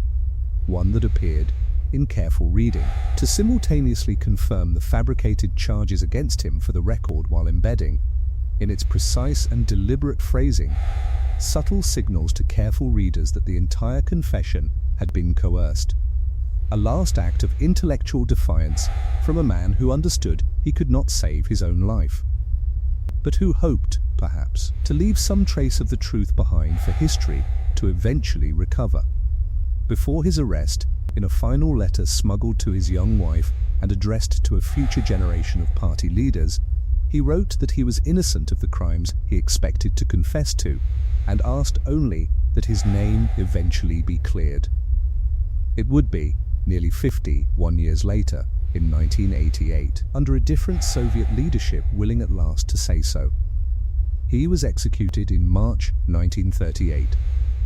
Zinoviev and Kamenev, the men who had once helped Stalin destroy Trotsky, were shot in 1936, having confessed, in trial stage managed down to the smallest detail, to crimes that existed only on paper. Foreign observers touring the Soviet Union through the mid-1930s often returned home with strikingly divided impressions of what they had seen. A division that says as much about the era's ideological pressures as it does about Stalin's own considerable skill at stage managing what visitors were permitted to witness. The British socialist intellectuals Sidney and Beatrice Webb published an admiring, credulous account of Soviet planning in 1935 titled Soviet Communism, A New Civilization, largely accepting official statistics and staged visits at face value. The German Jewish novelist Lion Feuchtwanger granted a personal audience with Stalin in 1937 at the very height of the show trials, came away describing him, in a widely read published account, as possessing a clarity and simplicity that inspired confidence, a judgment that reads, in hindsight, as one of the more uncomfortable misjudgments any serious Western intellectual made about the era. Other visitors, and a smaller number of Western journalists based in Moscow, willing to look past the official tours, saw considerably more of the truth and paid for it in access, expulsion, or, in the case of the American journalist and Soviet sympathizer Walter Duranty of the New York Times, chose deliberately to obscure what they had learned about the Ukrainian famine in exchange for continued privileged access to Soviet officials, reporting for which Duranty was later awarded, and to this day still holds. A Pulitzer Prize that his own newspaper has since publicly disavowed as fundamentally compromised. Beyond the show trials aimed at senior party figures, a parallel and considerably larger set of secret directives targeted entire categories of ordinary Soviet citizens by class and, increasingly as the terror progressed, by nationality. Order Doro 447, signed by the secret police chief Yezhov in July 1937, with Stalin's direct approval, established fixed regional quotas for the arrest and execution of former kulaks, criminals, and other socially harmful elements, effectively instructing local officials in advance how many people in their district were to be shot, regardless of any individual evidence against them. Alongside this came a series of so-called national operations targeting Soviet citizens of Polish, German, Latvian, Finnish, Korean, and other ethnic backgrounds living within Soviet borders, arrested and frequently executed on blanket suspicion of espionage for foreign governments on the sole basis of their ancestry. The Polish operation alone, conducted between 1937 and 1938, resulted in the execution of more than 100,000 Soviet citizens of Polish descent, the great majority of whom had no connection whatsoever to Poland's government or intelligence services. The Purge did not confine itself to the party's old guard. It reached into the Red Army with devastating and, in hindsight, catastrophically self-defeating force. Between 1937 and 1938, roughly 3/4 of the Soviet military's most senior officers, marshals, generals, colonels who had spent decades mastering modern warfare, were executed or imprisoned on fabricated charges of treason and conspiracy. Marshal Mikhail Tukhachevsky, among the most brilliant and internationally respected military theorists the Red Army had produced, an early pioneer of the deep battle doctrine of combined tank and infantry warfare that Soviet forces would eventually use to devastating effect against Germany,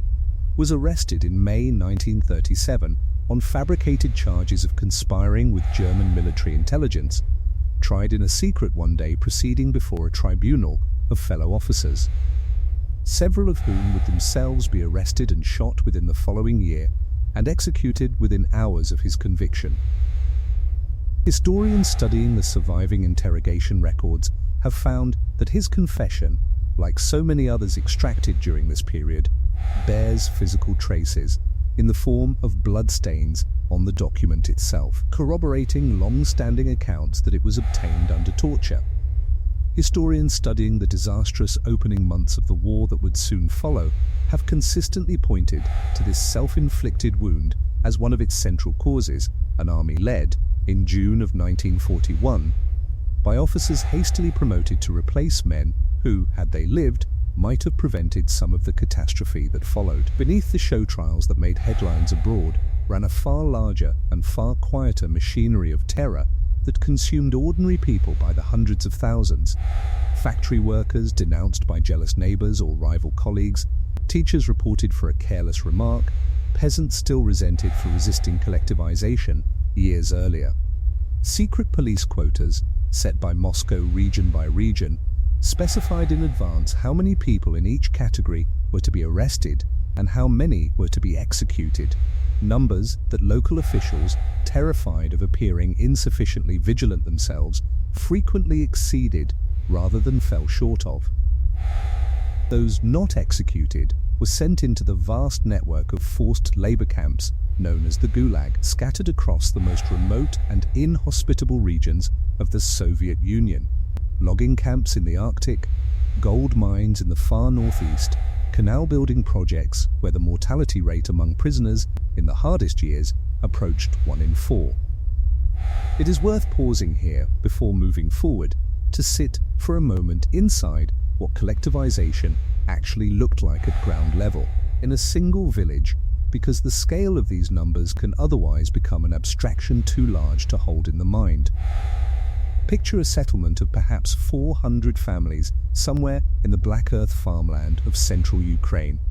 the kind of place that had grown wheat and sunflowers and kept modest herds of cattle for generations beyond memory, under whatever government happened to rule from a distant capital.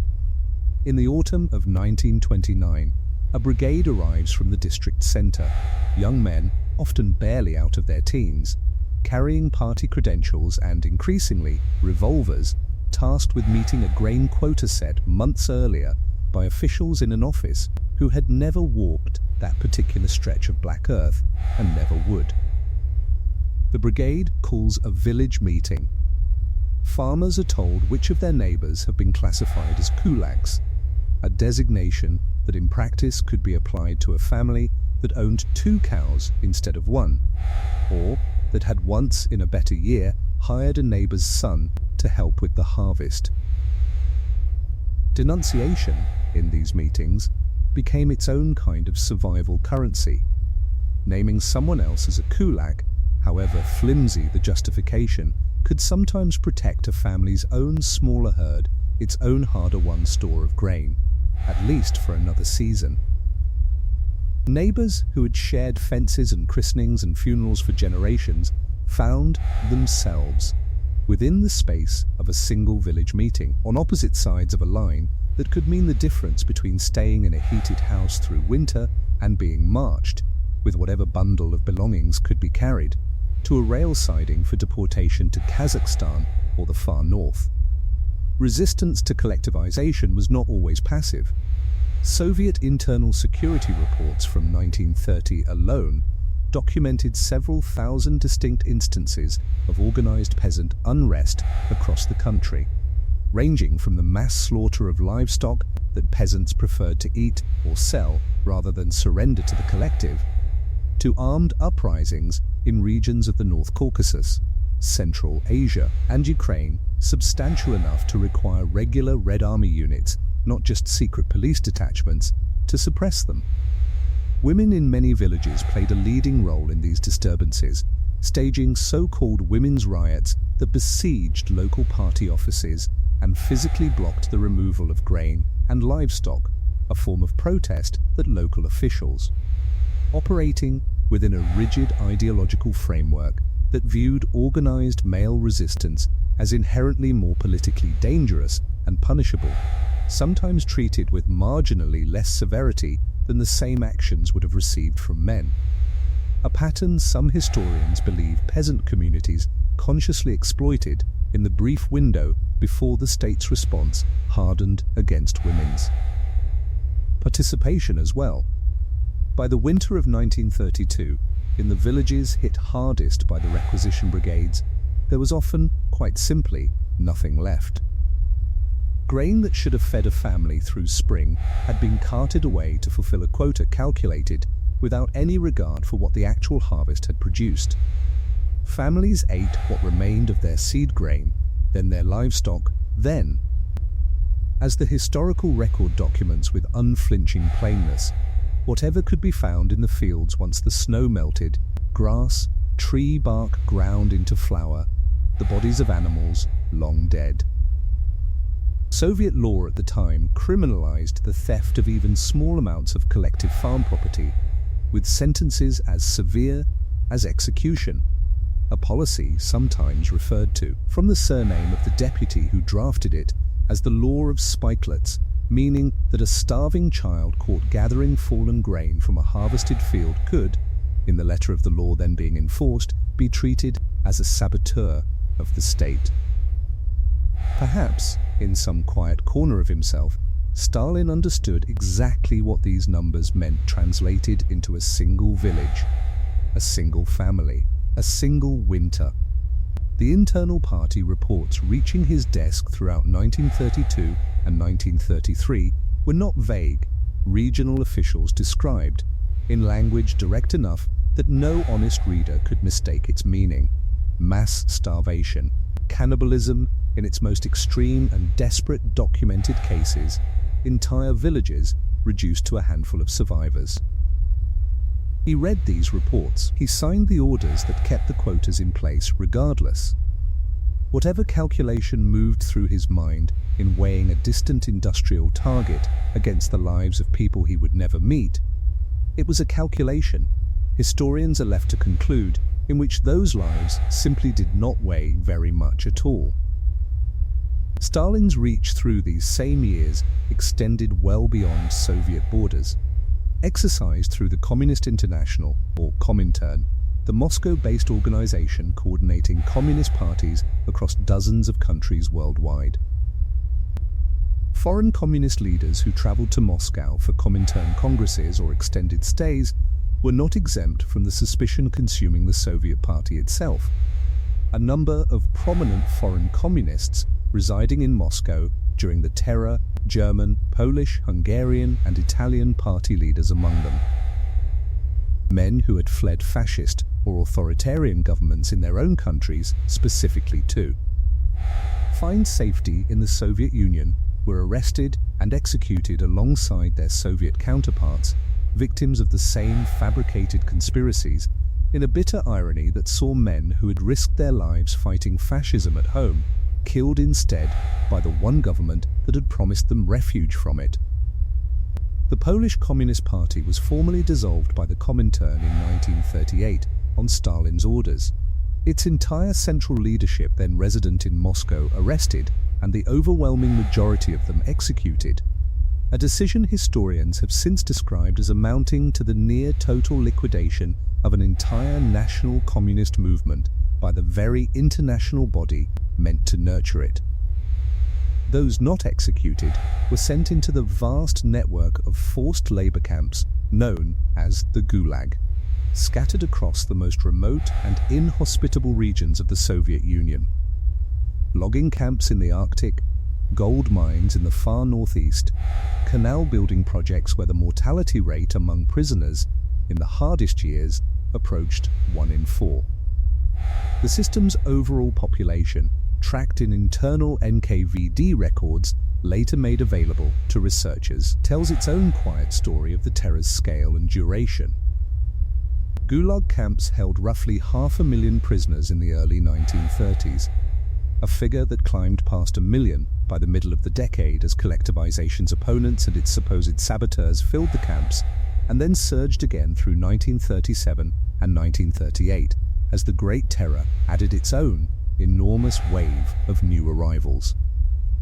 Before settling into a grim, sustained plateau of well over 1 million and often close to 2 million prisoners for most of the remaining years of Stalin's rule, a population roughly comparable at its various peaks to the entire incarcerated population of some mid-sized modern nations, sustained not for months or a single crisis year, but continuously, decade after decade, for the whole of his time in power. By the time the worst of the terror subsided in 1938, halted, in part, by Stalin's own decision to purge the secret police chief who had overseen its most intense phase, as though the machine itself had grown too dangerous even for the man who built it, historians estimate that roughly 700,000 people had been executed in these 2 years alone, with millions more sent to the Gulag, where hundreds of thousands died of cold, starvation, and exhaustion in the years that followed. The cost was not only public, it reached, with a particular and bitter irony, into Stalin's own household. His second wife, Nadezhda Alliluyeva, had married him in 1919, when she was just 18 and he was already 40, and a rising figure in the new Soviet government, the daughter of an old family friend from his revolutionary underground years in the Caucasus. She was intelligent, idealistic, and by most surviving accounts genuinely committed to the revolutionary ideals that had drawn her to him in the first place. Enrolling as a young wife and mother in Moscow's Industrial Academy to study chemical engineering, determined to build a professional identity of her own rather than exist simply as the wife of an increasingly powerful man. Friends and relatives who knew the couple in the late 1920s and early 1930s described a marriage under mounting strain, as Nadezhda grew increasingly troubled by what she was learning, through her own academy classmates and through the general currents of Moscow rumor, about the human cost of the collectivization campaign her husband was directing, costs that stood in stark, and to her, increasingly unbearable contrast to the ideals of the revolution she had grown up believing in. The dinner in question, held on the evening of the 7th of November 1932, to mark the 15th anniversary of the revolution, was by most surviving accounts a tense affair even before the argument that has since become the subject of so much historical speculation. Nadezhda, seated near her husband among the senior party leadership and their wives, is remembered by several guests present as visibly withdrawn through much of the evening, saying little as the toasts and conversation continued around her. Accounts differ on the precise substance of the exchange that followed between husband and wife. Some describe Stalin publicly and crudely mocking her in front of the other guests. Others recall a quieter, more private confrontation, but all agree that Nadezhda left the gathering abruptly and alone. She was found the following morning in her room at the Kremlin apartment, dead from a gunshot wound, a small pistol her brother had once given her as a gift lying near her body. The official Soviet announcement, printed the next day, attributed her death to appendicitis, a fiction that stood as the public record for decades, and that even close family members, out of fear rather than genuine belief, largely declined to publicly contradict for years afterward. She took her own life in November 1932, in the depths of the Ukrainian famine's worst winter. After what witnesses described as a bitter argument with her husband at a dinner party, though friends and family believed the causes ran far deeper, into years of accumulated fear and disillusionment with the man she had married as a young revolutionary idealist and watched become something else entirely. Stalin, by most accounts, was genuinely shaken by her death, and for a period afterward grew even more withdrawn and suspicious of those around him, as though the one person who might have told him the truth about what he was building had chosen, in the end, silence over confrontation. Picture the scene as the surviving documents allow us to reconstruct it: a quiet office in the Kremlin, or later, the study at Kuntsevo, lit by a single desk lamp against the dark outside the windows, the household long since asleep, the only sound the soft scratch of a pen and the occasional rustle of a turned page. The lists themselves, preserved in the archives opened after 1991, are typed documents, often several pages long, organized by category: first category, meaning execution, and second category, meaning imprisonment, with names, ages, and brief accusations reduced to a line or two apiece. Stalin's own signature appears at the top or bottom of hundreds of these lists, sometimes alongside a handwritten notation, occasionally even a small joke or aside scrawled in the margin beside a name. A detail that researchers examining the documents have found almost impossible to read without a kind of cold vertigo: the casualness of the marginalia sitting beside the finality of what the signature below it authorized. Perhaps, in the long hours after midnight, when he read through the endless lists of names awaiting his signature, lists that, in the worst years of the terror, sometimes ran to hundreds of names at a time, each one a life he approved for execution with a single stroke of a pen. Some part of him understood the scale of what he had built. Historians who have studied his private notes from this period find little evidence of doubt, and a great deal of evidence of something colder: a man who had come to genuinely believe that suspicion itself was a form of evidence, and that mercy, however small, was simply a door left open for his own destruction. Whatever passed through his mind in those long nights, it did not stop his hand. The lists kept arriving, he kept signing them. The machinery of the terror had names attached to it, men who rose and fell within its churning logic almost as quickly as the victims they processed. Henryk Yagoda, head of the secret police, by this point renamed the NKVD through the early years of the terror, was himself arrested in 1937, tried in one of the last great show trials, and executed the following year, accused of the same species of fabricated conspiracy he had spent years manufacturing evidence for against others. His successor, Nikolai Yezhov, presided over the single most intense and bloodiest phase of the purges in 1937 and 1938, a period Russians still sometimes refer to, using his name, as the Yezhovshchina, the time of Yezhov, before he too was arrested in 1939, tortured, and shot the following year.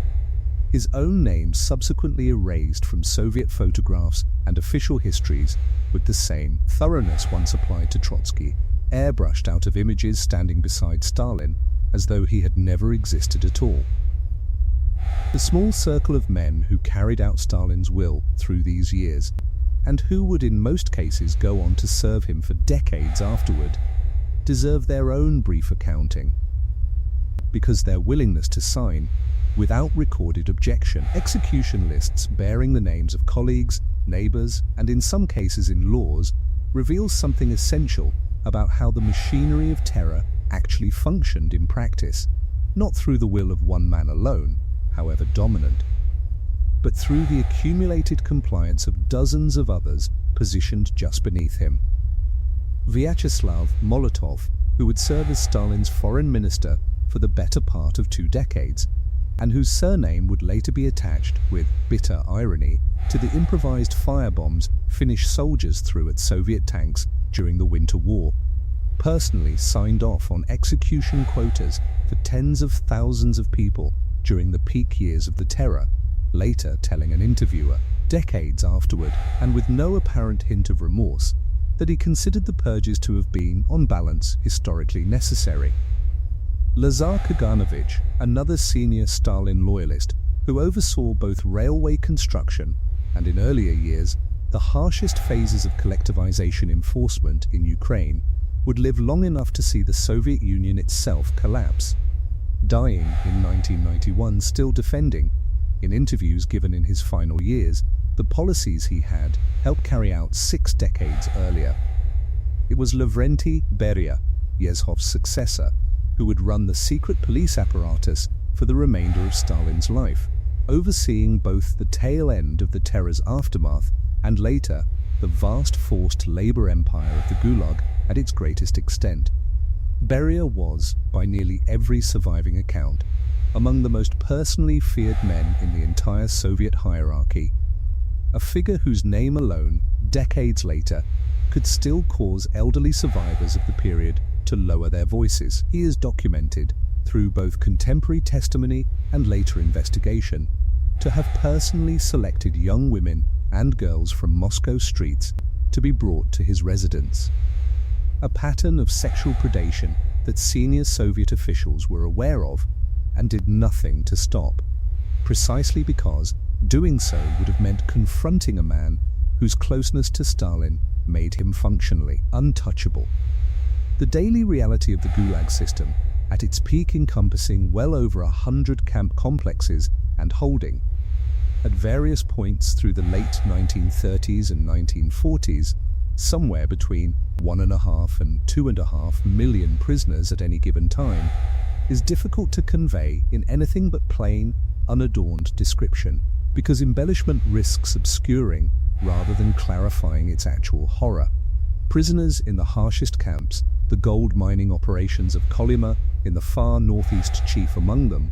worked outdoors through winters where temperatures regularly fell below -50 degrees, on food rations calculated with clinical precision to keep a laboring body alive only slightly longer than the camp's production quotas required.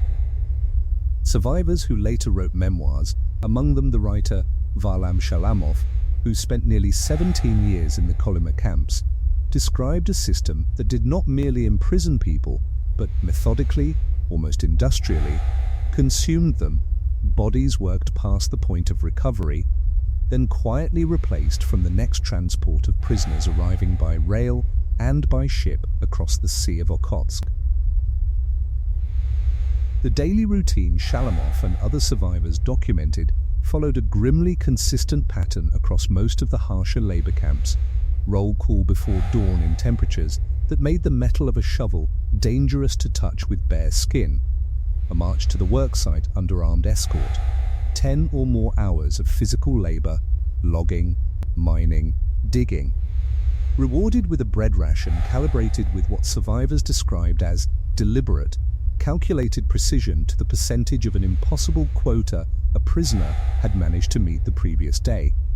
so that the weakest and most exhausted prisoners, those least able to meet their quotas, received correspondingly less food,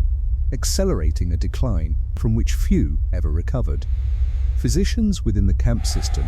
themselves frequently prisoners with medical training, developed their own quiet, informal vocabulary for describing the final stage of this decline. as state prisoners called in-camp slang that entered the wider Russian language, becoming a dokodyaga, someone who had gone beyond hunger and exhaustion into a kind of walking, hollowed-out proximity to death, from which almost nobody was ever pulled back. The purge reached into Stalin's own family circle with a thoroughness that friends and relatives at the time found almost impossible to process. His wife's sister, Anna Alliluyeva, and her husband were both eventually arrested. Several of his own in-laws and childhood friends from Georgia vanished into the same system over the following years, on charges as fabricated as those leveled against Bukharin or Zinoviev. His eldest son, Yakov, from his first marriage, was captured by German forces early in the war. When the Germans offered to exchange him for a captured field marshal, Stalin refused the trade, reportedly stating that he would not trade a marshal for a lieutenant. Yakov died in German captivity in 1943. In circumstances that remain disputed to this day, official German records describe him being shot attempting to cross a camp perimeter fence, in what may have been a deliberate act of suicide by a prisoner who understood his father would never negotiate for his release. German propaganda had made extensive use of Yakov's captivity throughout the intervening 2 years, distributing leaflets over Soviet lines bearing his photograph and captured statements urging Soviet soldiers to surrender rather than share his fate, a psychological campaign that made his continued imprisonment a matter of considerable and deeply personal political embarrassment to his father, whose own wartime directives had classified Soviet soldiers taken prisoner, Yakov included by the letter of the order, as potential traitors rather than as men deserving of rescue or negotiation. Whether Stalin's refusal to trade for his son's release reflected genuine ideological consistency, simple political calculation about the propaganda cost of appearing to bend, or some more personal and unresolved history between father and son from Yakov's own earlier attempted suicide as a young man following his father's disapproval of his first marriage, remains, like so much of the family's private history, a question historians can trace only through fragments and informed speculation rather than any definitive record. His daughter, Svetlana, would later write 2 candid, widely read memoirs after defecting to the West in 1967, describing a father who alternated between moments of genuine, almost startling warmth toward her as a small child and long, cold withdrawals as she grew older into a young woman he increasingly regarded, in the suspicious logic that governed nearly all his relationships by that point, as a potential source of disappointment or betrayal. His younger son, Vasily, struggled for most of his adult life with alcoholism, elevated to senior military rank far beyond his competence, largely because of his father's name, and collapsed, by most accounts, into a kind of purposeless despair once that name no longer offered him any protection after his father's death. Svetlana's later memoirs, in particular, offer one of the only genuinely intimate windows historians possess into the private texture of life inside Stalin's family, and they resist easy simplification. She recalled a father who, in her earliest childhood, called her his little sparrow, wrote her playful notes signed with mock official titles, and delighted, in ways that seemed genuinely unguarded, in her company during the relatively calmer years of the early 1930s, before her mother's death. That warmth curdled steadily as she grew older, particularly once she reached adolescence and began forming her own romantic attachments, several of which her father moved forcibly and sometimes brutally to end, having the older Jewish filmmaker she fell in love with at 17 arrested and exiled without her knowledge, informing her only afterward, with what she later described as chilling flatness, that the matter had been handled. By the time of his death in 1953, she wrote, whatever remained of the relationship between them had narrowed to something closer to formal, wary courtesy between 2 people who both understood, without needing to discuss it directly, how completely the demands of his power had crowded out any space for ordinary paternal affection to survive. It is worth stepping, briefly, out of the great sweep of policy and battle to picture the man himself in these years, alone, in the hours when no one else was watching. By the mid-1930s, Stalin had largely withdrawn from the grand imperial apartments of the Kremlin in favor of a relatively modest dacha at Kuntsevo, on the outskirts of Moscow, where he spent most of his private hours surrounded by a small, tightly controlled staff of guards, cooks, and household servants, several of whom were themselves periodically rotated out and replaced whenever his suspicions settled on them, however briefly and however unfairly. He kept unusual hours even by the standards of a man who ruled by decree, waking in the late morning, working through the afternoon and evening, and often holding the dinners and meetings that decided the fate of millions late into the night. A habit that meant his entire senior leadership, for decades, arranged their own sleep and family life around whatever schedule the aging dictator happened to prefer that week, since to leave before he dismissed the room was itself read as a small, dangerous act of insufficient devotion. He read voraciously throughout his life, visitors to his private library, catalogued in detail by researchers after his death, discovered thousands of volumes annotated in his own hand, underlined and commented upon in the margins with a scholar's thoroughness that sits uneasily for anyone studying him now, beside the death lists signed in the very same handwriting. He enjoyed American films, particularly westerns, screened privately for him and his inner circle late into the night, and reportedly wept, according to more than one account from those present, while watching sentimental melodramas whose emotional content stood in stark and rarely remarked upon contrast to the emotional distance he maintained in almost every real relationship in his adult life. He gardened at Kuntsevo, personally tending roses and lemon trees grown in a small greenhouse he had built, a detail so at odds with the historical weight of his name that biographers have often included it less to humanize him than simply to record, without further comment, the strangeness of what a single life can contain. Before the war that would define the final chapter of his life reached Soviet soil directly, Stalin had already tested his growing military and political reach on a foreign battlefield. In the Spanish Civil War that erupted in 1936 between the elected Republican government and a nationalist uprising led by General Francisco Franco and backed openly by both Hitler's Germany and Mussolini's Italy, Stalin authorized Soviet military advisors, aircraft, tanks, and substantial quantities of material to support the Republican side, shipped through the Mediterranean in exchange, controversially, for a large portion of Spain's national gold reserves transferred to Moscow for safekeeping and never fully returned.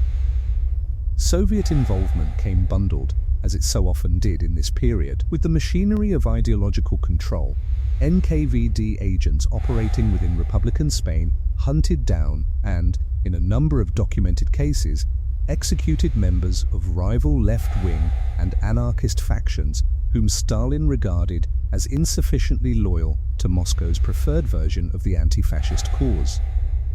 A pattern of internal purge within a supposedly united anti-fascist alliance that George Orwell, who fought as a volunteer with one of the targeted factions and narrowly escaped arrest himself, would later document with lasting literary force in his memoir Homage to Catalonia. The Republican side was ultimately defeated in 1939, and Franco's dictatorship would rule Spain for the following 36 years. But the episode had already given Stalin's military and intelligence services a valuable, if grim, rehearsal for the far larger conflict that lay only months away. In August of 1939, in a move that stunned much of the world, Stalin signed a non-aggression pact with the one power his ideology had spent 2 decades identifying as its ultimate enemy, Nazi Germany. The Molotov-Ribbentrop Pact, named for the 2 foreign ministers who negotiated it, publicly promised peace between the Soviet Union and Germany. Privately, in a secret protocol not revealed until decades later, it divided Eastern Europe into spheres of influence between the 2 powers, clearing the way for Hitler to invade Poland from the west within days, and for Soviet forces to occupy eastern Poland and, soon after, the Baltic states and parts of Finland and Romania from the east. The negotiations that produced the pact unfolded with a speed that stunned observers on both sides. German Foreign Minister Joachim von Ribbentrop flew to Moscow in August 1939 and, within a matter of 2 late-night sessions in the Kremlin, concluded an agreement between two governments whose ideologies had spent the better part of 2 decades declaring each other's total, historically inevitable destruction. Stalin, hosting the German delegation personally, reportedly proposed a toast to Hitler's health during the signing, a detail that has struck historians ever since as either cold pragmatism carried to its most extreme expression, or a genuine, if temporary, admiration for a fellow dictator who understood, as Stalin himself understood, that ideology could be a useful tool of state, and also, when convenient, a completely disposable one. Within weeks of the pact's signing, the practical consequences of its secret protocol became clear. German forces invaded Poland from the west on the 1st of September 1939. Soviet forces invaded from the east barely 2 weeks later, and the two armies met near Brest, dividing the Polish state between them in a formal partition. Among the Polish prisoners who fell into Soviet hands during this partition were some 22,000 military officers, police officials, and members of the Polish intelligentsia interned in a handful of NKVD-run camps across the Western Soviet Union. In March 1940, on Stalin's personal written authorization, a document bearing his signature that would remain hidden in sealed Soviet archives for half a century, nearly all of them were executed by pistol shot to the back of the head, their bodies buried in mass graves in the Katyn forest and several other sites. A massacre the Soviet government would deny for over 50 years, instead attributing the killings, through an official commission convened for the purpose, to German forces who had occupied the same territory the following year. Only in 1990, as the Soviet Union itself neared collapse, did Moscow finally acknowledge Soviet responsibility for what had happened in the Katyn forest,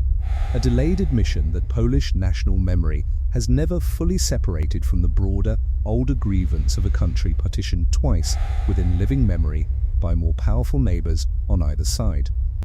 Stalin then turned Soviet military pressure against Finland in November 1939, demanding territorial concessions along the Finnish border near Leningrad in the name of strategic depth against a future German attack,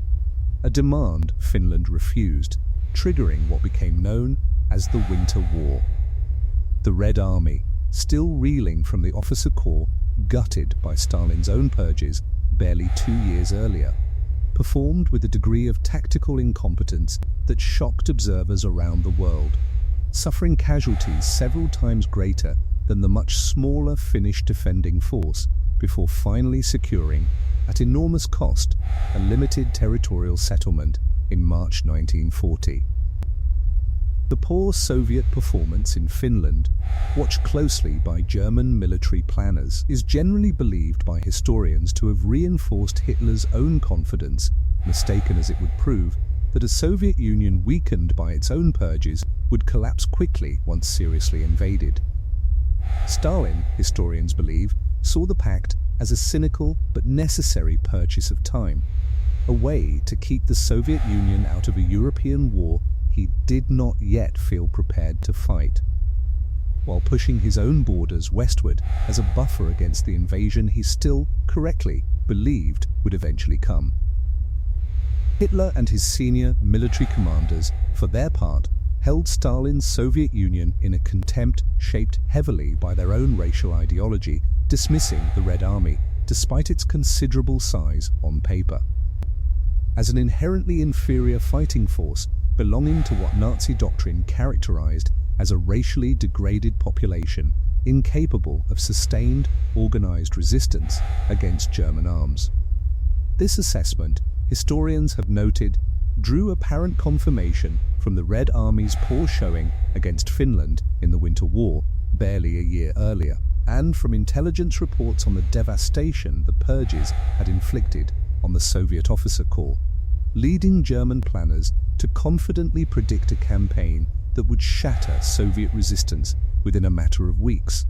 a miscalculation that would prove over the following 4 years to be among the most consequential in the entire history of modern warfare. Born of an ideological contempt for the enemy that blinded German planning to the genuine scale of Soviet industrial capacity and the depth of ordinary Soviet resolve once the invasion actually began. He received repeated warnings throughout the spring of 1941, from his own intelligence services, from British intelligence, even from a Soviet spy embedded deep within the German military command, that Hitler was massing forces for an invasion. He dismissed nearly all of them as provocations designed to drag the Soviet Union into premature conflict, a misjudgment historians consider among the most consequential of his entire career. On the 22nd of June, 1941, Hitler broke the pact and launched Operation Barbarossa, an invasion force of more than 3 million German and Allied troops, the single largest invading army ever assembled in human history to that point, crossing the Soviet border along a front stretching nearly 2,000 miles.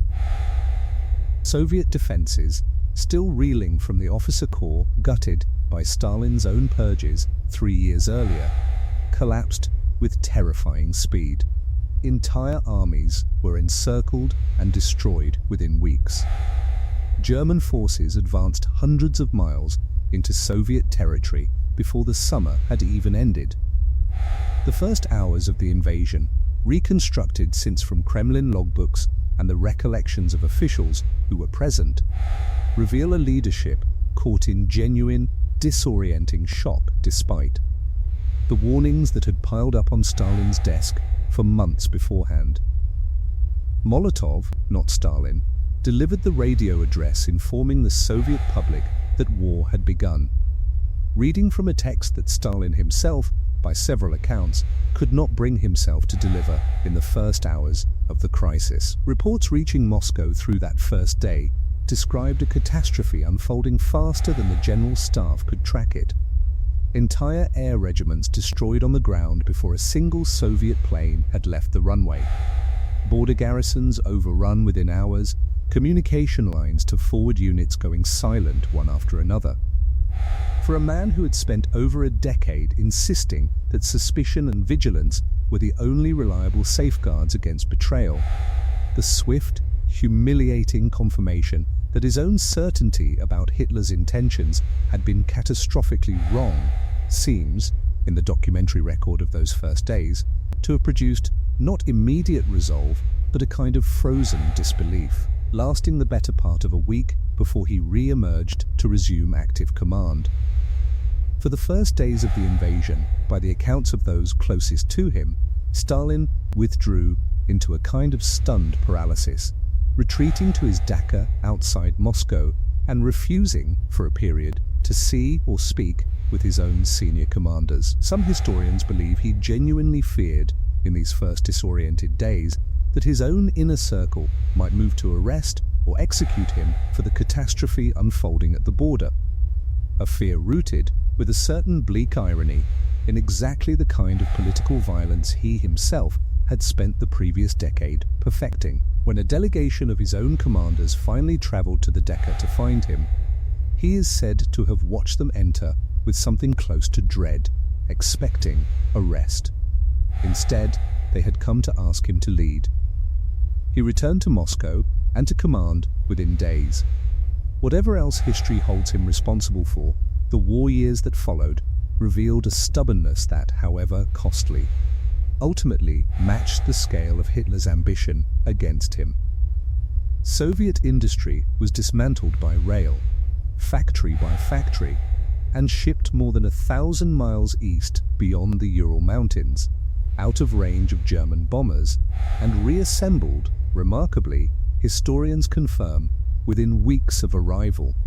resuming production of tanks and munitions almost without interruption. Soviet soldiers, ordered forward under threat of execution for retreat by an infamous 1942 directive known simply as "not one step back," absorbed casualties on a scale no other combatant nation in the war would have survived, and kept fighting regardless.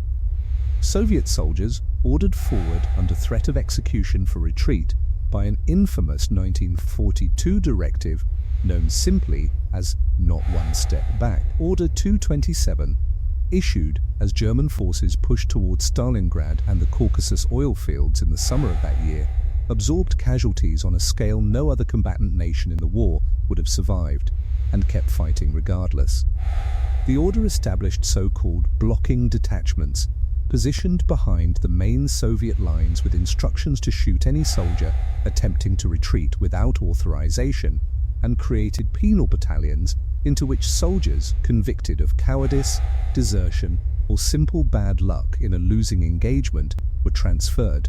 typically assigned the most dangerous frontline tasks. Clearing minefields on foot, leading the first waves of hopeless assaults, as a form of punishment historians have since described as functionally indistinguishable from a death sentence for the great majority of men sent into them. Soviet veterans who survived the war and later spoke or wrote about these years, once the political climate eventually allowed for franker recollection, frequently described a war fought under two simultaneous and equally real threats: the German army advancing from the front, and the machinery of Soviet military discipline pressing from behind. A doubled fear that shaped how an entire generation of Soviet men understood both the war they had won and the state they had fought it for. The turning point came at Stalingrad, the same city, once called Tsaritsyn, where Stalin had overseen brutal executions during the Civil War 2 decades earlier, and which now bore his name. Through the winter of 1942 into 1943, Soviet and German forces fought through the city's ruins in some of the most brutal urban combat of the entire war, contesting individual buildings, individual floors, individual rooms for weeks at a time. Soldiers who survived the fighting described a landscape almost impossible to reconcile with the word city. The Volga riverbank lit orange through entire nights by burning oil storage tanks, the wreckage of the Univermag department store and the grain elevator complex changing hands, sometimes several times within a single day. Snipers on both sides contesting individual windows for weeks. Soviet commanders, understanding they could not match German firepower in open ground, deliberately drew the fighting into the ruins at close range, where tanks and aircraft lost much of their advantage, and battles were decided instead by grenades thrown between floors of the same shattered building. "Every house is a fortress," ran one Soviet slogan of the campaign, and by the time the fighting reached its climax in the winter cold, entire city blocks had been reduced to a moonscape of broken brick and frozen bodies that neither side had time or inclination to recover. When the encircled German Sixth Army, some 250,000 men, cut off from resupply and reduced by starvation and cold to a fraction of their fighting strength, finally surrendered in February 1943. It marked the first major defeat of Hitler's forces on the Eastern Front and a turning point from which German fortunes in the war never fully recovered. Historians estimate the combined military and civilian toll of the Stalingrad campaign at well over 1 million lives on both sides together, making it very likely the single deadliest battle in the entire history of human warfare. Even before Stalingrad, another siege had already come to symbolize, for millions of Soviet citizens, the almost unimaginable cost of the war.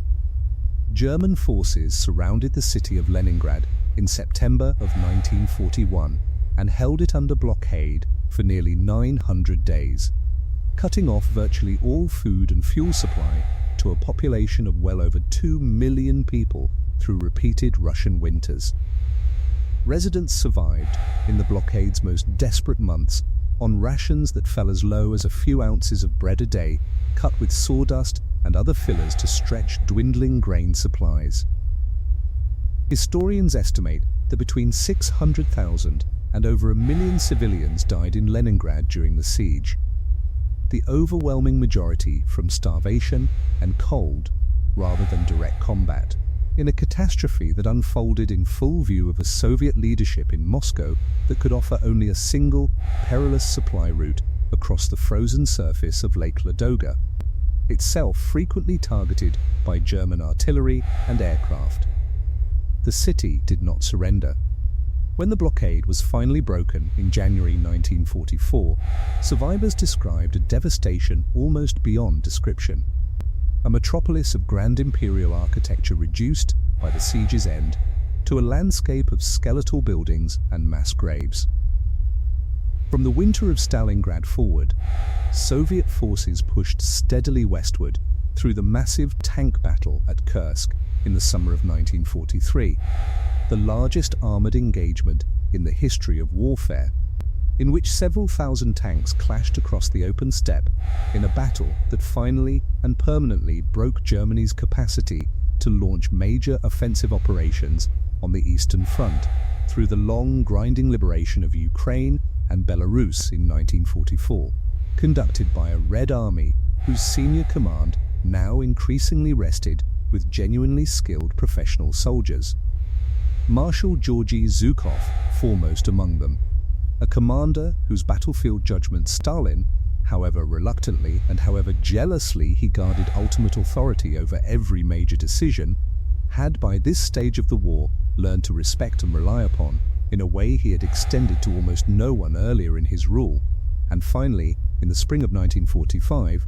into Germany itself. Western officials who dealt with Stalin directly during these years left behind a body of private assessment considerably more nuanced than the wartime propaganda images of Uncle Joe that circulated in American and British newspapers, eager to humanize a difficult but necessary ally. Averell Harriman, who served as American ambassador to Moscow through much of the war and negotiated with Stalin repeatedly on Lend-Lease and wartime strategy, came away describing him, in later recollections, as extraordinarily well-informed on even minute technical details of military production and remarkably quick to grasp an argument's weaknesses, while also noting a coldness beneath the surface charm that never fully left the room. George Kennan, the American diplomat whose later long telegram from Moscow would help shape the entire American strategy of Cold War containment, developed through his years of observation a portrait of Stalin as a leader whose foreign policy, however menacing in its consequences, was driven less by ideological fanaticism in the way Hitler's had been than by a deeply rooted, almost instinctive historical insecurity about Russia's vulnerability to invasion from the West. A reading of Stalin's psychology that would go on to shape decades of subsequent Western diplomatic and academic debate about how much of his brutality reflected genuine strategic calculation, and how much reflected simple, unchecked appetite for domination once the opportunity presented itself. Through these final years of the war, Stalin met twice with the leaders of Britain and the United States, first at Tehran in late 1943, then at Yalta in February 1945, to coordinate strategy against Germany and to negotiate. With a shrewdness that unsettled both Winston Churchill and Franklin Roosevelt in turn, the shape of the post-war world that would emerge from the conflict's end. At Tehran, the first of these three power summits, Stalin arrived having insisted, for reasons of both security and psychological advantage, that the meeting be held on Soviet-controlled ground rather than in a neutral location, and proceeded to press Roosevelt and Churchill with a directness that unsettled both men in different ways, extracting from Roosevelt, over Churchill's considerable private objection, a firm commitment to the long-delayed opening of a second front in Western Europe, the cross-channel invasion that would eventually become the Normandy landings of June 1944. Churchill, who had met Stalin previously in Moscow in 1942 and developed a wary, complicated personal respect for him, even while remaining deeply suspicious of his ultimate territorial ambitions, later described the experience of negotiating with Stalin as akin to dealing with a man who used blackmail as a routine method of conversation and not as a specialist device. Beyond the diplomacy of these summits, the material relationship between the Soviet Union and its Western allies mattered enormously to the war's outcome in ways that Soviet post-war propaganda would later minimize considerably. Under the American Lend-Lease program, the United States shipped the Soviet Union enormous quantities of trucks, aircraft, locomotives, canned food, boots, and raw materials throughout the war. Over 400,000 American-made trucks alone reached Soviet forces, providing the mobility that allowed Red Army offensives in the war's later years to advance with a speed that domestic Soviet industry, however impressively rebuilt beyond the Urals, could not have supplied entirely on its own. Stalin himself, in a private toast recorded at one wartime gathering, acknowledged with unusual candor that without American trucks and American food supplies, the Soviet Union's ability to sustain its offensives in the war's final years would have been substantially diminished, an admission that sat uneasily alongside the post-war narrative, promoted heavily through Soviet propaganda for the remainder of his rule, crediting the victory almost entirely to Soviet ingenuity and sacrifice alone. The Levadia Palace, where the Yalta Conference convened in February 1945, had been the summer residence of the last Tsar before the revolution that toppled him, a detail that did not escape the notice of anyone present in the room, least of all Stalin himself, negotiating the post-war order of Europe from beneath the same white stone arches where Nicholas II had once entertained his own royal guests. A quarter of a century after that same Tsar and his family had been executed on Bolshevik orders in a cellar in the Ural Mountains. Roosevelt, visibly weakened by the illness that would kill him barely 2 months later, was wheeled into the sessions and negotiated, by the account of aides present, with a physical frailty that some historians believe Stalin read shrewdly and used to his own advantage in the horse trading that followed. Photographs from the conference, among the most widely reproduced images of the entire war, show the three leaders seated together on the palace terrace. Churchill in a greatcoat despite the mild Crimean winter, Roosevelt wrapped in a cape against the same chill, and Stalin, characteristically, appearing entirely unbothered by the cold, a small, carefully cultivated detail of composure that both Western leaders privately remarked upon in letters and diaries written after they returned home. At Yalta, the final of these three summits, meeting at a former Tsarist palace on the Crimean coast,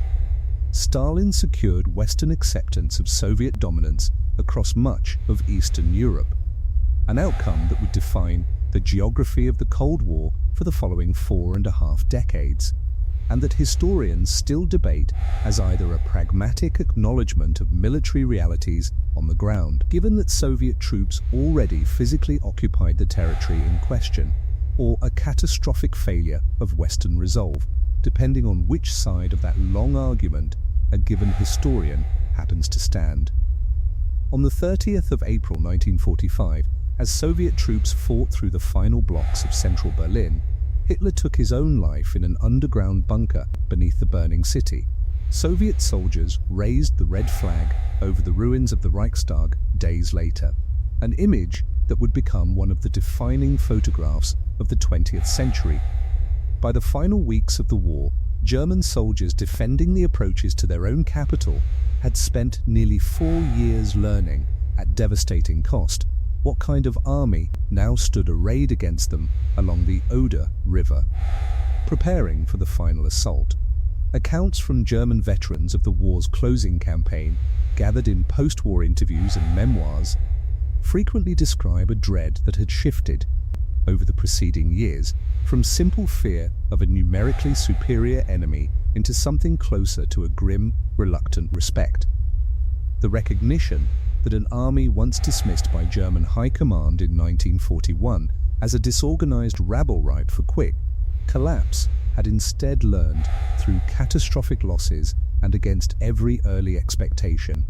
to fight with a discipline and industrial support that now matched or exceeded their own. When the final Soviet assault on Berlin began in mid-April 1945, over 2.5 million Soviet soldiers, backed by more artillery pieces than had ever been massed for a single operation in the history of warfare, advanced on a city defended increasingly by old men and teenage conscripts of the Volkssturm Home Guard, the professional German army having been consumed, campaign by campaign, across 4 years of a war that had begun with such different expectations on both sides. Behind German lines throughout the occupation of Soviet territory, a partisan war unfolded that would eventually tie down hundreds of thousands of German troops and rear area security forces in a grinding, brutal counterinsurgency campaign that receives, in most Western accounts of the Eastern Front, considerably less attention than the great set-piece battles like Stalingrad and Kursk, but which shaped the daily experience of occupation for millions of Soviet civilians living under German control. Soviet partisan units, organized and supplied in part through coordination with Moscow via radio and aircraft, sabotaged rail lines, ambushed supply convoys, and assassinated German officials and Soviet collaborators, while German reprisal policy, often specifying in written directives that 50 or 100 civilians be executed for every German soldier killed by partisan action, turned entire regions of occupied Belarus and Ukraine into landscapes of retaliatory massacre, with entire villages burned and their populations killed in reprisal for partisan attacks that the villagers themselves frequently had no part in and no ability to prevent. Historians estimate that occupied Belarus alone lost roughly a quarter of its pre-war population during the German occupation, a proportion of wartime loss exceeded by almost no other territory anywhere in the conflict. On the home front, away from both the shifting battle lines and the occupied territories, the Soviet civilian population endured privations that, while less immediately lethal than direct combat or occupation, nonetheless shaped the wartime experience of tens of millions of ordinary people. Rationing, introduced within weeks of the German invasion, allocated food according to a hierarchy of labor categories that placed industrial workers and soldiers' families above office workers, and office workers above dependents and the elderly, a system that in practice meant that an elderly woman with no working relatives in a city like Moscow or Kuibyshev might survive the war years on a caloric allowance barely sufficient to sustain life. While a munitions factory worker received a somewhat more adequate, though still meager, supplement, women filled the great majority of industrial labor positions vacated by men sent to the front, working the same brutal shifts in the relocated factories beyond the Urals that had, only a few years earlier, been built and staffed under the equally brutal conditions of the first 5-year plans, a continuity of sacrifice that stretched for an entire generation of Soviet women, almost without interruption from the collectivization crisis of the early 1930s through the war's end in 1945. Moscow itself, on the night victory was finally announced in May 1945, erupted into scenes of spontaneous public celebration that surviving witnesses describe as unlike anything the city had seen before or would see again for decades. Strangers embracing in the streets, searchlights sweeping the night sky in place of the air raid warnings that had governed the capital's nights for 4 years. An enormous fireworks display fired from dozens of positions across the city, and crowds so dense around Red Square that traffic became impossible for hours. Stalin himself, watching from a balcony overlooking the celebration, was greeted the following month at a victory parade on Red Square by regiments of Soviet soldiers who, in one of the war's most theatrically calculated gestures, marched forward and ceremonially threw captured Nazi military banners onto a pile at the base of the Lenin mausoleum, a moment of choreographed triumph that state photographers and filmmakers captured extensively, and that would be replayed in Soviet propaganda for the remainder of his rule as the visual summation of everything the war, and by extension his own leadership, had accomplished. The Soviet Union emerged from the war as one of only two global superpowers, its armies occupying half of Europe, its industrial base, rebuilt at extraordinary human cost throughout the 1930s, having proven itself capable of outproducing and ultimately outlasting the most formidable military machine the world had yet seen. It had also paid a price in human life beyond anything any other nation in the conflict endured, an estimated 26 to 27 million Soviet dead, soldiers and civilians combined, a wound so vast that entire villages across the Western Soviet Union were left, in the war's aftermath, without a living generation of young men at all. In December of 1949, as if to underline just how completely the cult built around him had by this point detached itself from any ordinary human proportion, the Soviet Union marked Stalin's 70th birthday with a scale of public celebration that foreign observers found almost bewildering. Red Square hosted an enormous military display. Gifts arrived from communist parties and sympathetic organizations across the globe, catalogued and eventually displayed in a dedicated exhibition. Carved wooden portraits, hand-woven carpets depicting his likeness, a rice grain from a Chinese well-wisher engraved, under magnification, with his name and a birthday tribute. Newspapers across the Soviet bloc devoted entire issues to tributes from workers, school children, and foreign dignitaries, each competing to outdo the last in the elaborateness of its praise. Mao Zedong himself traveled to Moscow for the occasion, in what would be his first ever journey outside China, a visit that produced, by several accounts, a notably chilly personal reception from a host who regarded even his most powerful ideological ally with the same baseline suspicion he extended to almost everyone else in his final years. Beneath the spectacle, the birthday celebrations offered a striking, almost theatrical counterpoint to the reality unfolding simultaneously and largely unseen in the Gulag camps and the newly Sovietized states of Eastern Europe, where a fresh wave of arrests, show trials, and purges was already gathering pace, even as toasts to the great leader's health were being raised in halls and squares. Across the country, he ruled. Victory, when it came, did not soften him. If anything, the final 8 years of Stalin's life grew colder, more isolated, and more suspicious than even the darkest years of the pre-war terror. Historians who have studied this period often describe it as a kind of slow, deliberate withdrawal. A man increasingly convinced that even his closest and longest-serving allies could not be fully trusted, retreating further into a small circle of aides, doctors, and guards who lived, by every surviving account, in a state of near-constant, quiet dread. Even as the country celebrated its hard-won victory,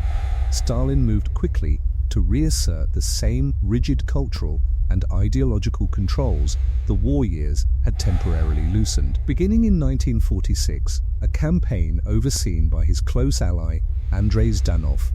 and known since as the Zhdanovщина, targeted writers, filmmakers, and composers whose work was judged insufficiently patriotic or excessively influenced by decadent Western trends. The poet Anna Akhmatova and the satirist Mikhail Zoshchenko were singled out by name in an official party resolution and expelled from the Writers' Union, their subsequent work effectively banned from publication for years. The same campaign extended into science, where the fraudulent agricultural theories of Trofim Lysenko, already favored by Stalin since the 1930s, were elevated to the status of official orthodoxy at a 1948 conference that formally condemned mainstream genetics as a bourgeois pseudoscience, leading to the dismissal, arrest, or in a number of documented cases, the death of legitimate Soviet biologists who refused to renounce their own scientifically grounded research in favor of Lysenko's discredited theories. A self-inflicted wound to Soviet agricultural science whose consequences, in the form of repeated crop failures attributable in part to Lysenkoist methods, would continue to be felt for decades after Stalin's own death. The immediate post-war years brought a new wave of repression that fell with particular cruelty on groups Stalin had come to regard, for various and sometimes contradictory reasons, as insufficiently loyal. Soviet soldiers who had survived German prisoner of war camps, men who had suffered starvation, disease, and brutal captivity for years defending the very state that now received them home, were frequently treated not as veterans but as suspects, interrogated for evidence of collaboration, and in many cases sent directly into the Gulag rather than back to their families.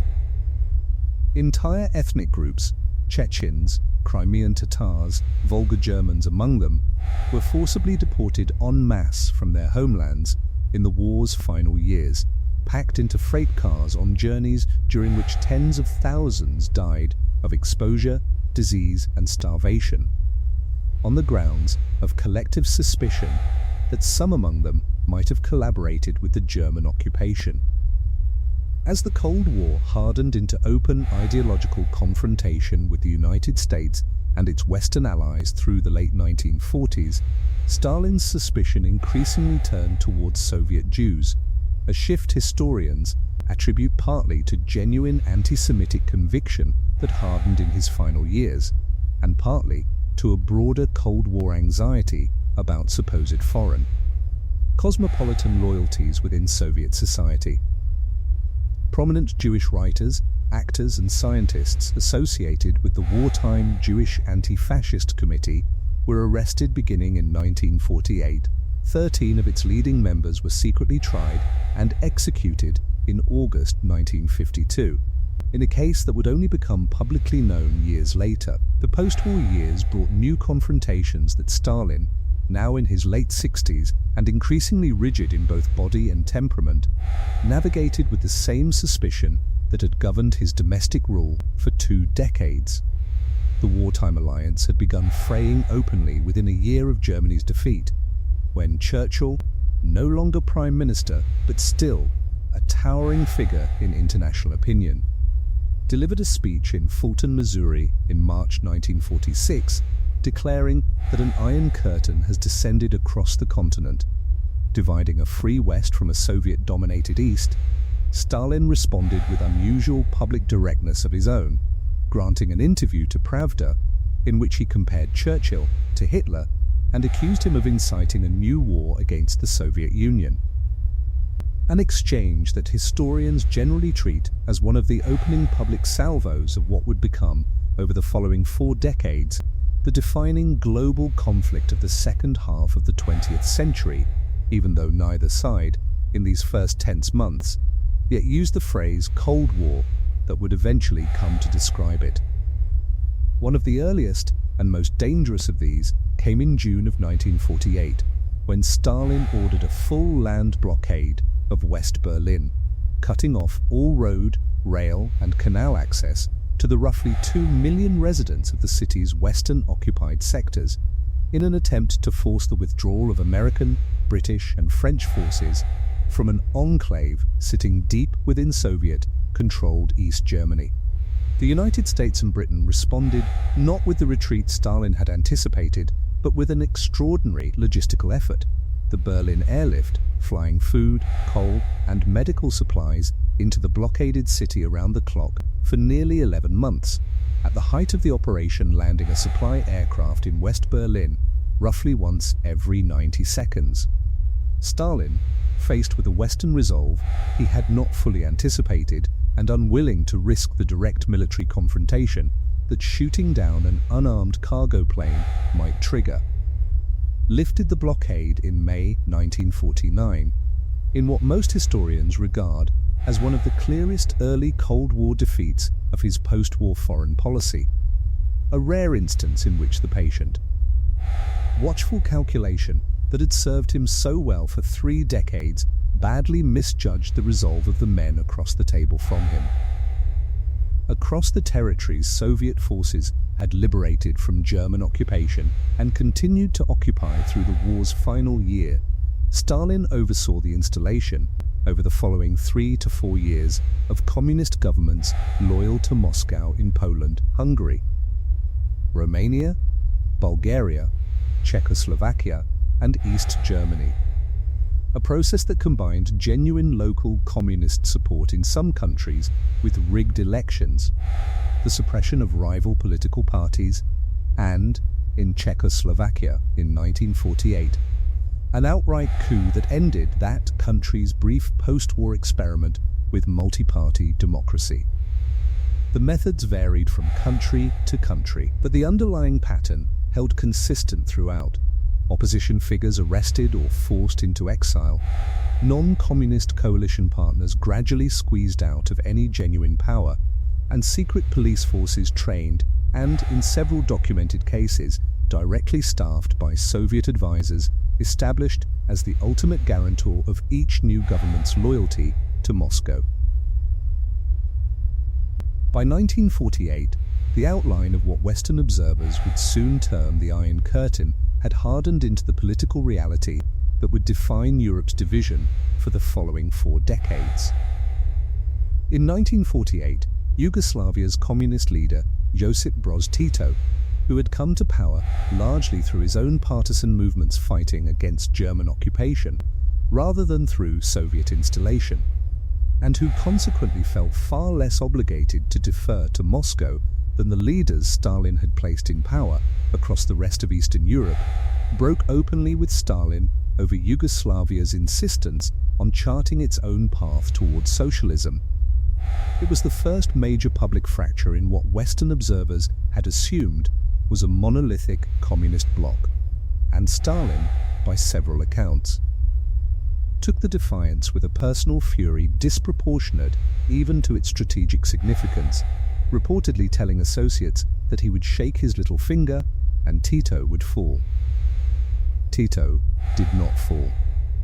The rift between Moscow and Belgrade would last, in various forms, for the remainder of the Cold War.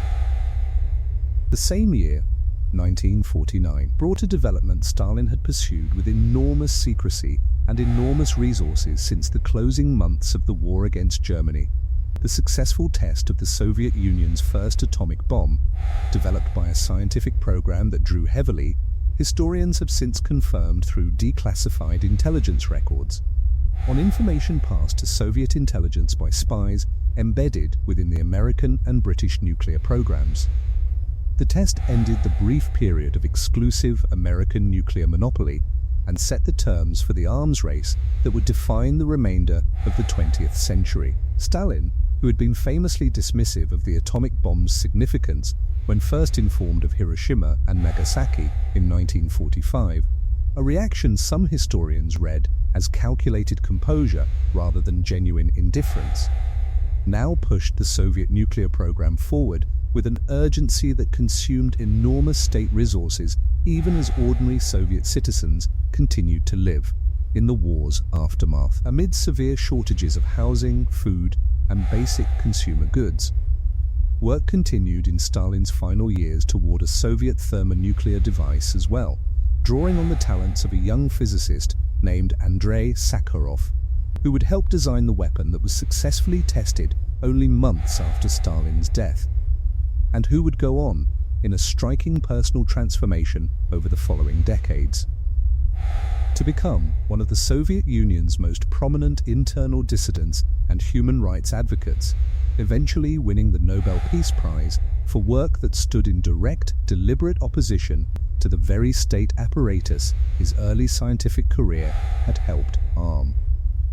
In June of 1950, with Stalin's direct authorization, North Korean forces invaded South Korea, opening a conflict that would draw in the United States, China, and ultimately a substantial commitment of Soviet air power and military advisors operating for the sake of maintaining official deniability, without insignia identifying their country of origin. Soviet fighter pilots flew combat missions over Korean airspace throughout the conflict wearing Chinese or North Korean uniforms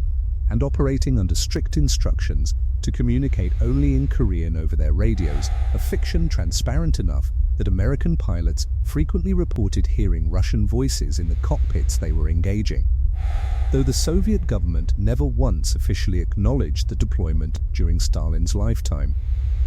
The war ground on for 3 years, killing an estimated 2 to 3 million people, mostly Korean civilians, before ending in 1953, the same year as Stalin's death, in an armistice that left the Korean peninsula divided along almost exactly the line where the fighting had begun. A stalemate whose consequences remain, to this day, unresolved. Within his own inner circle during these final years, Stalin cultivated an atmosphere that his closest lieutenants, men who had served him with total loyalty for decades, among them Vyacheslav Molotov, Georgy Malenkov, and Nikita Khrushchev, later described,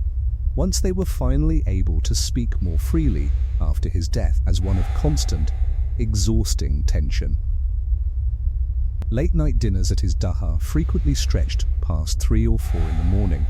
with heavy drinking that Stalin, by several accounts, used deliberately as a means of loosening his subordinates' guard and observing what they said and how they behaved when their defenses were down. Molotov's own wife, Polina Zhemchuzhina, was arrested in 1949 on fabricated charges connected to alleged Zionist conspiracy and sent to internal exile. Molotov, despite decades of unwavering service as Stalin's foreign minister and one of his closest political allies, did not resign his position or openly protest. Understanding, as every man in that room understood, exactly what open protest would have cost him.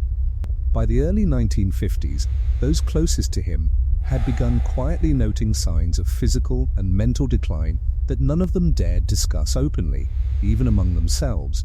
given the enormous risk that any suggestion of the leader's failing health might itself be construed as a form of disloyalty or, worse, ambition. He appeared rarely in public by this stage of his life. His once frequent appearances at military parades and public ceremonies increasingly replaced by tightly controlled photographs and film footage, some of it, historians studying the Soviet propaganda apparatus have since confirmed, deliberately staged or retouched to obscure how visibly aged and diminished he had become. At the 19th Party Congress in October 1952, the first such Congress held in 13 years, a gap itself telling of how thoroughly ordinary party institutions had atrophied under his personal rule, Stalin spoke only briefly, a marked departure from the lengthy addresses that had defined his public role for decades, and used the occasion instead to reorganize the party's senior leadership bodies in ways that several historians have since interpreted as laying groundwork for a fresh purge of his own inner circle. The senior colleagues who had served him, in some cases, for over 20 years, and who now found themselves once again uncertain, as they had been so many times before, whether long service guaranteed anything at all when weighed against his mounting and increasingly untethered suspicion. Beneath the surface of that reorganized leadership, the men closest to Stalin had already begun, quietly and at considerable personal risk, the delicate calculations of survival that would define the following months. Malenkov, whom Stalin had elevated to deliver the Congress's main political report in his own place, appeared for a period to be the clearest heir apparent, a position that made him, in the peculiar logic of Stalin's court, simultaneously the most favored and the most exposed man in the room. Khrushchev, by contrast, cultivated through these same months an image of genial, folksy unpretentiousness that later biographers have suggested was at least partly a deliberate strategy of appearing too provincial and unthreatening to warrant the same suspicion directed at more visibly ambitious colleagues, a strategy that, whatever its sincerity, would serve him well in the succession struggle actually taking shape. Beria, meanwhile, continued expanding his personal influence over the secret police and the nascent nuclear weapons program alike, accumulating a base of institutional power that made him, in the private assessment of nearly everyone else in the room, the single most dangerous man among them, and therefore the man whose eventual removal, once Stalin was no longer present to hold the balance between them, became the first order of business for his surviving colleagues. The final conspiracy of Stalin's life, uncovered, or more accurately, fabricated, in the last months before his death, became known as the Doctor's Plot. In January 1953, Soviet state media announced the arrest of a group of prominent Kremlin physicians, the majority of them Jewish, accused of conspiring to murder senior Soviet leaders through deliberately incorrect medical treatment. The announcement, published in Pravda under a headline referring to the accused as killers in white coats, triggered a wave of public anti-Semitic hostility across the country, with reports of Jewish doctors and pharmacists facing harassment, dismissal, and in some documented instances, physical assault from patients and neighbors who took the state's accusations at face value. The doctors themselves were interrogated under conditions their surviving colleagues would later describe, once the case collapsed, as involving prolonged sleep deprivation and physical abuse, extracting confessions to a conspiracy that investigators working after Stalin's death would find no credible evidence had ever existed. Historians regard the entire affair as almost certainly invented, extracted through interrogation methods that had, by this point, been refined and institutionalized across 2 decades of purges, but its implications were chilling to anyone paying close attention. Some historians believe Stalin, in his final weeks, may have been preparing the groundwork for a purge on a scale approaching that of the late 1930s. This time aimed squarely at the highest levels of his own government. He never lived to carry it out. On the night of the 1st of March 1953, Stalin suffered a massive stroke in his private quarters at his dacha outside Moscow. What happened next has become, among historians of his life, one of the most quietly devastating footnotes to the entire story, a final, almost unbearable irony built from the very fear he himself had spent a quarter of a century so carefully cultivating. His personal guards, having heard nothing from his room past the usual hour, dared not enter or disturb him without being summoned, terrified of the consequences of intruding uninvited on the one man in the Soviet Union whose displeasure could end a life without explanation or appeal. Hours passed. It was not until well into the following day that guards finally worked up the courage to check on him and found him collapsed on the floor of his room, unable to speak, having lain there undiscovered and untreated for the better part of the night. He lingered for 4 more days, paralyzed on one side of his body, drifting in and out of consciousness, while members of his inner circle, men who had served him with total, fearful obedience for decades, and who would begin maneuvering for succession before his body was even cold, gathered at his bedside. Witnesses present in those final days, their accounts gathered by historians only years afterward, once it became politically safe to speak of them, described a strange, uneasy vigil, the assembled leadership taking turns sitting near the dying man's bed through a series of medical consultations conducted by a team of doctors hastily assembled to replace the physicians already under arrest in the Doctor's Plot investigation their own patient had ordered, an irony none of those present dared voice aloud, even to one another, even as they watched the very case Stalin had set in motion complicate the medical care now being given to save his life. Svetlana, present for much of the vigil, later wrote that her father's final moments were marked by what she described as a terrible, prolonged struggle, his open eyes seeming, in his last conscious instant, to fix on everyone in the room with an expression she could never afterward fully explain, anger, fear, or something else she did not have words for even decades later, when she finally set the memory down on paper and ocean away from the country and the history that had shaped it. He died on the 5th of March, 1953, at the age of 74. It is a detail that historians return to often, turning it over, for whatever meaning it might hold, that the man who built an entire system of government around the terror of an unexpected knock at the door spent the final hours of his own life alone on a floor, dying slowly.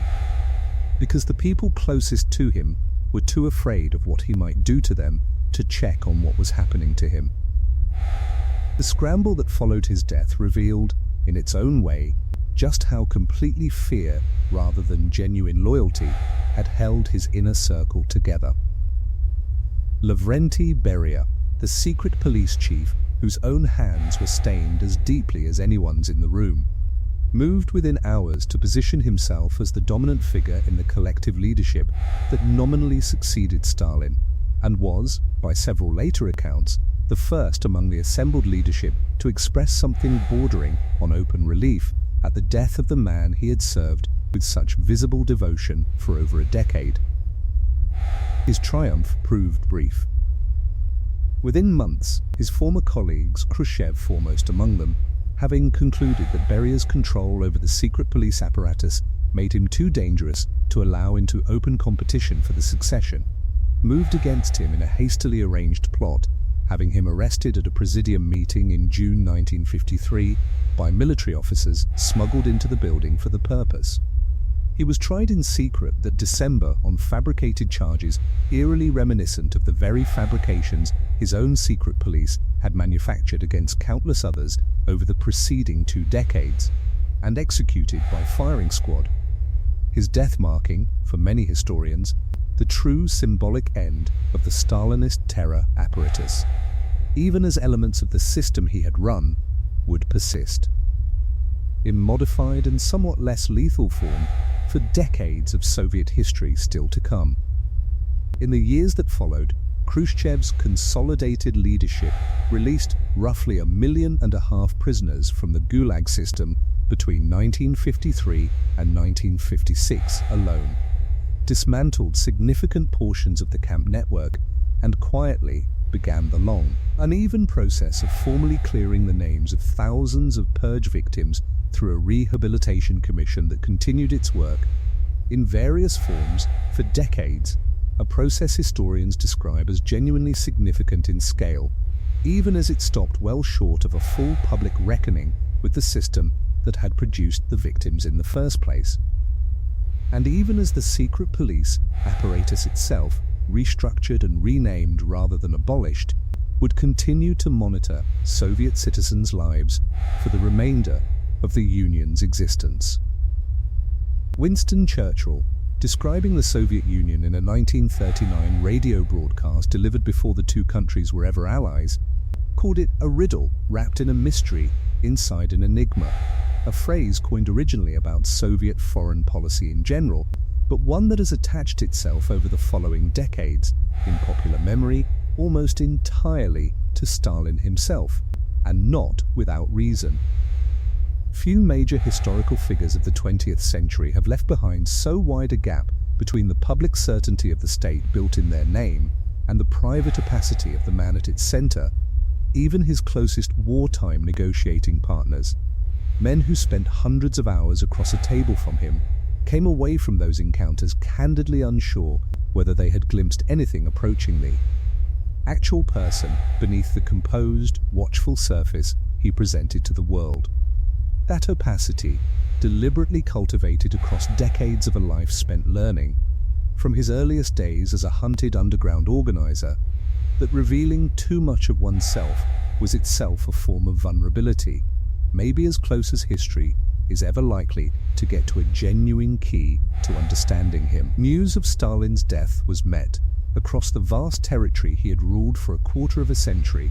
with a reaction historians describe as genuinely, almost bewilderingly divided. In Moscow, enormous crowds gathered to view his body lying in state, weeping openly in scenes of what appeared, to foreign observers present at the time, to be sincere and profound public grief, so dense and disorderly that, in the crush of mourners trying to reach Red Square, more than 100 people were reportedly crushed to death in the chaos. In the labor camps of the Gulag, scattered across the frozen edges of the same empire, prisoners who received the news reacted very differently, with cautious disbelief, and in some documented cases, with a quiet, careful joy they did not dare show openly, uncertain whether the news was even true, or whether admitting relief might itself be dangerous. Both reactions were, in their own way, entirely honest responses to the same man, because Stalin's life does not resolve neatly into either the hero of Soviet propaganda or the singular monster of Cold War caricature, however much both versions have been told. At different times, by people with reasons of their own for preferring a simpler story. That resistance to simple storytelling is, perhaps, the truest thing that can be said about him after everything else has been laid out. He does not fit comfortably into the shape of a villain from an ordinary story. Because ordinary villains do not also rebuild a shattered nation's industry, or help defeat the armies of a regime bent on genocide, or write careful, thoughtful marginalia in the margins of history books late into the night between signing lists of names for execution. And he does not fit comfortably into the shape of a hero either, for reasons that by this point in the story need no further repeating. He fits, instead, into a category history keeps having to make room for, and keeps hoping generation after generation that it will not need to make room for again. The ordinary, wounded, brilliant, and finally monstrous man who rose, through patience and suspicion and the accumulated silence of everyone around him, to hold more raw power over more human lives than almost anyone in recorded history, and who used nearly all of it, in the end, simply to make certain that no one could ever again make him feel the way that small, beaten boy in Gori had once felt. He inherited a mostly agrarian empire recovering from World War, Revolution, and Civil War, and he transformed it, within little more than a decade, into an industrial power capable of outproducing and ultimately defeating the most formidable military machine Europe had ever assembled. That transformation is not, historians broadly agree, a myth invented by propagandists. The factories, the steel, the tanks that rolled through Berlin in 1945 were real, and so was the role Soviet industry and Soviet sacrifice played in ending Hitler's war. Millions of people across the world who might otherwise have lived and died under Nazi occupation owe something, whether they know it or not, to the sheer scale of the Soviet war effort Stalin oversaw. And built alongside that same transformation, inseparable from it, lies a death toll that historians, drawing on archives only fully opened after the Soviet Union's collapse in 1991, now estimate somewhere between 15 and 20 million people dead as a direct result of Stalin's policies, the Holodomor and other collectivization-era famines, the executions and forced labor deaths of the Great Terror, the ethnic deportations, and the ordinary, grinding mortality of the Gulag system across a quarter of a century. Some historians, using broader methodologies that include excess mortality from Stalinist policy more generally, place the figure considerably higher still. However the number is finally reckoned, it represents, by any measure, one of the deadliest periods any government has ever inflicted upon its own population in recorded history. Historians' estimates of the total human cost of Stalin's rule have themselves been the subject of decades of careful, often contentious, scholarly debate. And it is worth sitting with that debate honestly rather than reducing it to a single tidy number, because the underlying methodology matters enormously to what any given figure actually claims to measure. Some historians, focusing narrowly on documented executions and confirmed Gulag deaths recorded in the archives opened after 1991, arrive at figures in the range of 9 to 11 million direct deaths. Others, incorporating a broader measure of excess mortality, counting deaths from the Holodomor and other collectivization-era famines, the deportations of entire ethnic populations, and the elevated death rates inside the Gulag system across its full quarter century of operation, arrive at totals considerably higher, commonly cited in the range of 18 to 20 million, with some demographic historians proposing even higher figures once the famine's full regional scope, including areas of Kazakhstan and the North Caucasus alongside Ukraine, is accounted for. Still, others have argued that certain of these broader estimates overstate direct state culpability by folding in deaths that, however connected to Stalinist policy, resulted from droughts or wartime conditions that a different, less rigid leadership might not have fully prevented either. What virtually no serious historian disputes, whatever their preferred methodology, is that the toll numbers in the tens of millions, and that it resulted overwhelmingly from deliberate policy choices rather than circumstances beyond any government's control. A distinction that separates Stalin's record decisively from famines and catastrophes attributable primarily to genuine natural disaster or war alone. It is worth remembering, in the end, that the vast majority of the 200 million people who lived under Stalin's rule were not delegates at party congresses or generals in show trials or physicists racing to build a bomb. They were ordinary people, factory workers, school teachers, collective farmers, mothers raising children in cramped communal apartments shared with 2 or 3 other families, each household allotted a single room and a shared kitchen down the hall. For most of them, the terror and the famine and the war arrived not as abstract historical forces, but as a knock at a neighbor's door in the middle of the night. A father who did not come home from a factory shift and was never spoken of again. A ration card that bought less bread than the week before. A telegram from the front that a family had spent months dreading and would spend the rest of their lives grieving. History remembers the men who signed the orders. It is worth pausing before we close this story to remember as well the far larger number of people who simply tried, under circumstances almost none of us listening tonight will ever have to imagine, to keep their families fed, their children safe, and some small private corner of ordinary decency intact in a world that made all 3 of those things extraordinarily difficult to hold on to. Modern Russia has never fully settled its relationship with his memory, and perhaps, given the scale of what is being weighed, it never entirely will. Polling in recent decades has periodically shown a troubling and complicated nostalgia for Stalin among segments of the Russian public, often rooted less in the details of his domestic policies than in a broader, simplified memory of the wartime victory over Germany, a genuine national triumph that is propaganda machine, and much of the propaganda that has followed it, has worked hard to keep separate in the public mind from the famines and purges that came before, and in smaller form continued after. It is worth noting, finally, how differently the 2 great totalitarian regimes of the mid-20th century have been remembered and taught in the decades since their fall.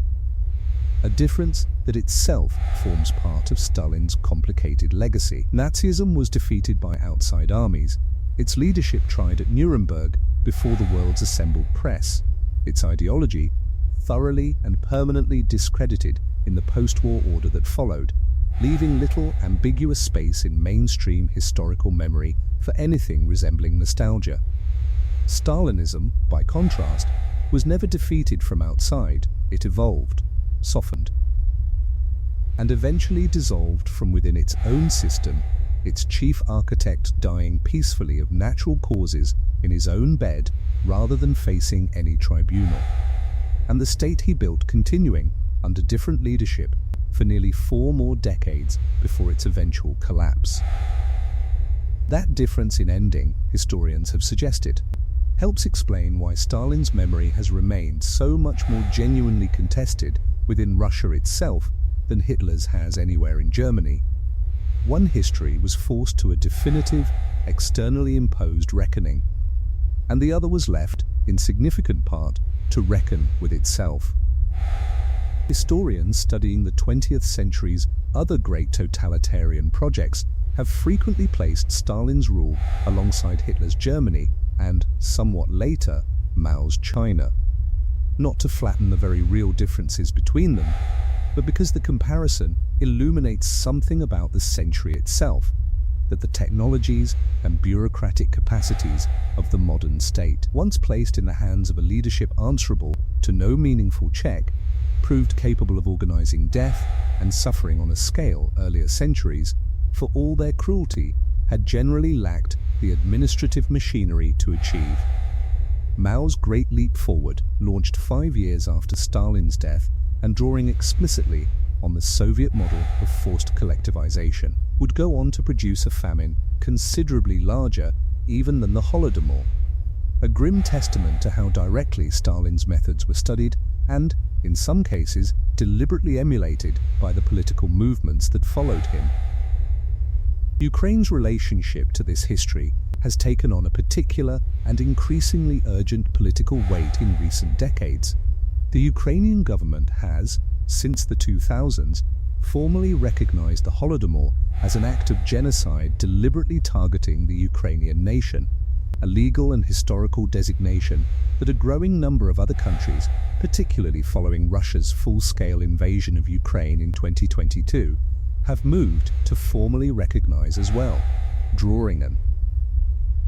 explicit line between the famine's targeted enforcement in Ukrainian populated regions and the broader pattern of Russian and Soviet domination over Ukrainian national identity across the 20th and 21st centuries. Russia's government has consistently rejected the genocide designation, characterizing the Holodomor instead as a broader Soviet-era tragedy that struck multiple regions and nationalities within the USSR without deliberate ethnic targeting. A historiographical dispute that, like so much of Stalin's legacy, has become difficult in the current moment to separate entirely from the immediate political and military conflict unfolding between the two countries. Physical monuments to Stalin have followed an uneven and still unfinished path across the territory of the former Soviet Union in the decades since his death. Most statues erected in his honor across Eastern Europe were removed in the years following Khrushchev's secret speech, and, in a larger wave, after the revolutions of 1989 that ended communist rule across the region entirely, a toppled statue outside a former party headquarters becoming, in city after city, one of the recurring visual symbols of that year's political transformation. In Georgia, his birthplace, the relationship has remained more genuinely contested than almost anywhere else in the former Soviet space. A large statue of Stalin stood in the central square of Gori itself until as recently as 2010, when it was removed by the Georgian government in the middle of the night, reportedly to avoid the public confrontation its daylight removal might have provoked among a local population whose feelings toward their town's most famous son have never been entirely settled. Popular culture in the decades since has approached his memory from angles that range from the deadly serious to the darkly comic. A range that itself says something about how differently societies at different distances from his rule have found themselves able to process it. The 2017 British-French film The Death of Stalin, a black comedy depicting the chaotic scramble for succession in the days following his fatal stroke, was banned outright from Russian cinemas by government order. Officials citing concerns that its satirical tone disrespected the memory of the wartime generation, even as audiences elsewhere found in its absurdist humor a genuinely effective way of conveying just how much casual, institutionalized fear had shaped the daily behavior of the men who served him. Documentary and dramatic treatments produced within Russia itself have tended, particularly in state-supported productions of recent years, to foreground the wartime leadership and industrial achievement while treating the purges and the famine with considerably more caution and qualification than Western or Ukrainian productions covering the same history typically apply.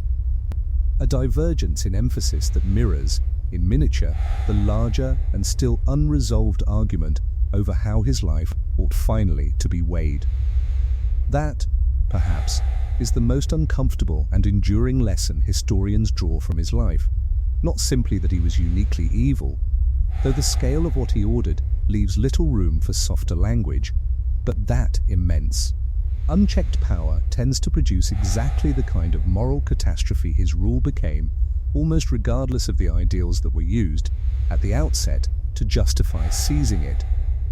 A boy who wanted, by his mother's account, only to become a priest, a young revolutionary who genuinely believed, for a time, that he was building a fairer world, and a man who by the end trusted almost no one alive, and signed, without visible hesitation, death warrants for people he had known personally for decades. Historians continue to debate which of these three men was the truest version of him. Perhaps, in the end, all three were. For 3 years after his death, the country he had ruled absolutely continued, out of habit and residual fear as much as conviction. To speak of him in the same reverent terms it had used while he was alive, his portrait still hanging in the same schoolrooms and factory floors, his name still invoked in the same unquestioning tone, until, gradually and then, all at once, that silence finally began to crack. The reckoning with his legacy began, cautiously and incompletely, only 3 years after his death. In February 1956, at a closed session of the Communist Party's 20th Congress, Stalin's own former lieutenant Nikita Khrushchev, who had survived the terror partly through the same ruthless loyalty that had cost so many others their lives, and who had emerged, after a brief succession struggle following Stalin's death, as the new Soviet leader, delivered what became known as the secret speech. A lengthy denunciation of Stalin's cult of personality, his abuse of power, and the fabricated charges that had sent so many loyal communists to their deaths in the 1930s. The speech was delivered to a stunned, largely silent hall of delegates, several of whom reportedly required medical attention during the session, and though it was not published within the Soviet Union for decades afterward, its contents spread quickly through communist parties worldwide, triggering a wave of disillusionment and, in Hungary, later that same year, open revolt. Communist parties and sympathizers across the world reacted to the leaked contents of the speech, with reactions ranging from quiet private relief to genuine painful disillusionment, particularly among Western intellectuals and rank-and-file party members who had spent decades defending Stalin's Soviet Union against precisely the accusations of terror and atrocity that a senior Soviet leader was now confirming from within the party's own closed ranks. Membership in communist parties across Western Europe, particularly in France and Italy, declined measurably in the years following the speech's revelations, as members who had maintained their faith through years of external criticism found that faith considerably harder to sustain once the criticism was, in effect, confirmed by Moscow itself. China's Mao Zedong, by contrast, publicly criticized Khrushchev's denunciation as an irresponsible and destabilizing break from revolutionary discipline, a disagreement that would contribute, over the following years, to the widening ideological rift between the Soviet and Chinese communist movements that eventually hardened into the open Sino-Soviet split of the 1960s. Khrushchev's speech, however, carefully limited its criticism to the period after 1934, and largely avoided any suggestion that the broader Soviet system itself, rather than one man's excesses within it, bore responsibility for what had happened, a boundary that subsequent Soviet leaders, and to a considerable extent modern Russian political culture, have continued to observe in one form or another ever since. Stalin's body, which had lain in state beside Lenin's in the mausoleum on Red Square since 1953, was quietly removed in 1961 and reburied in a simpler grave along the Kremlin wall, a small symbolic downgrading that nonetheless left his memory embedded, quite literally, in the ground beneath the seat of Soviet, and later Russian, power. Long before those archives opened, one man had already done more than perhaps anyone else to carry the Gulags reality to a global audience despite the Soviet state's determined efforts at concealment. Alexander Solzhenitsyn, himself a survivor of 8 years in the labor camp system after being arrested in 1945 for criticizing Stalin in a private letter, published his novella One Day in the Life of Ivan Denisovich in 1962,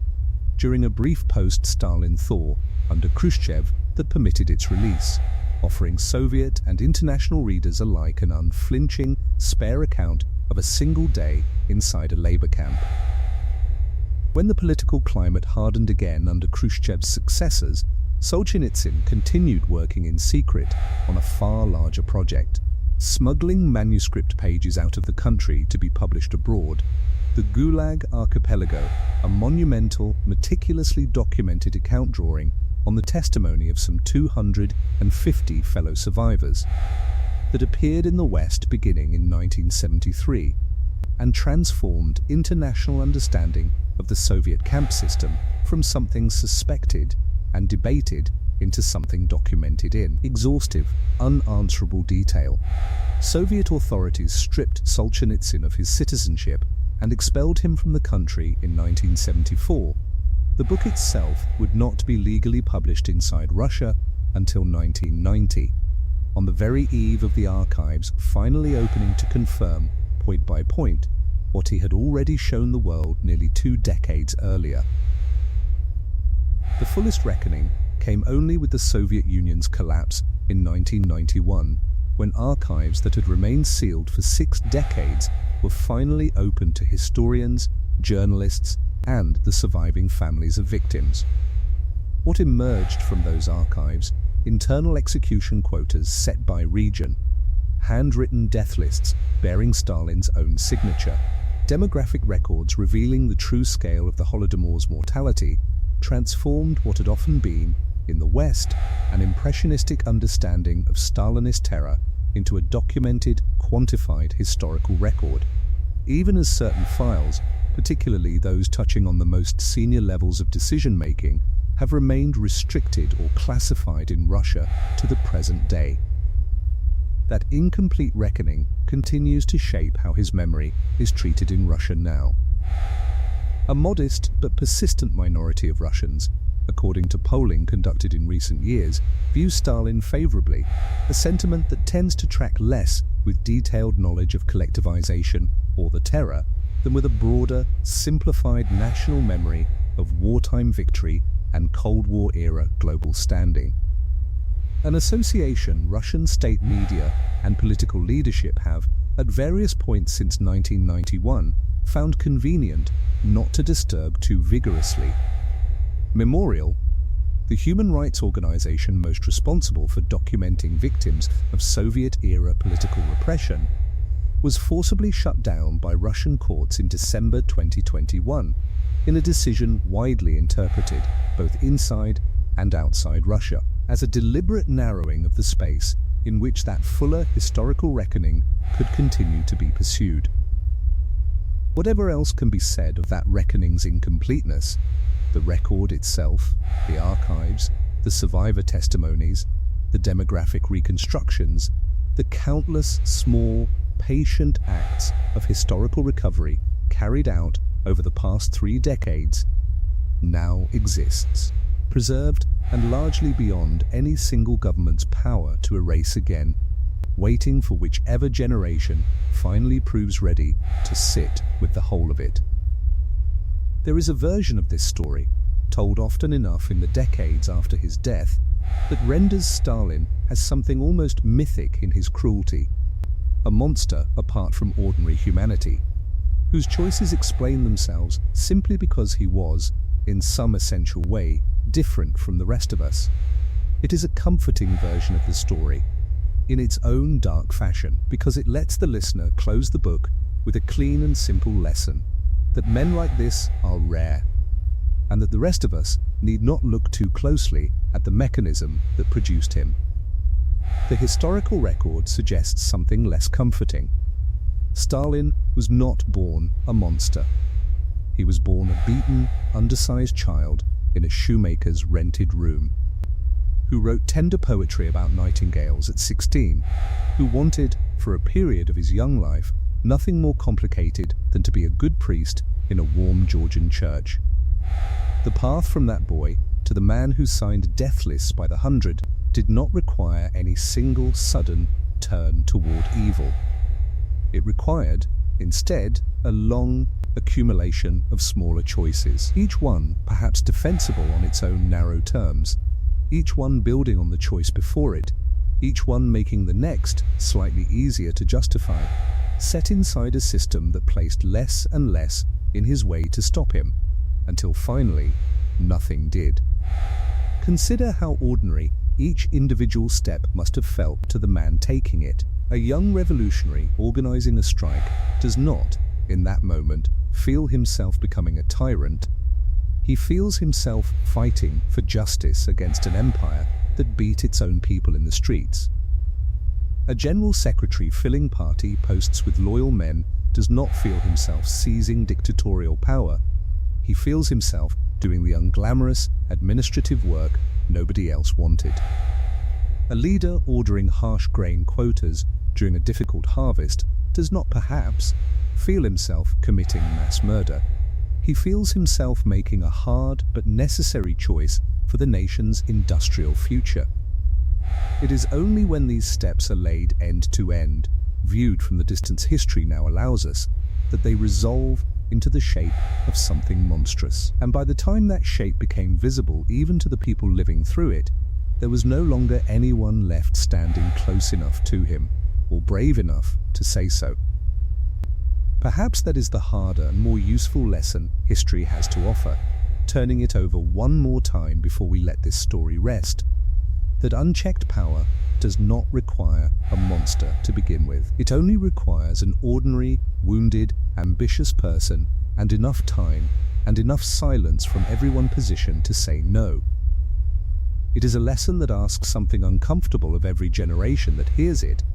not simply to condemn the man in the history book, which costs nothing, but to notice, in our own time, the small accumulating silences that let ordinary men become him.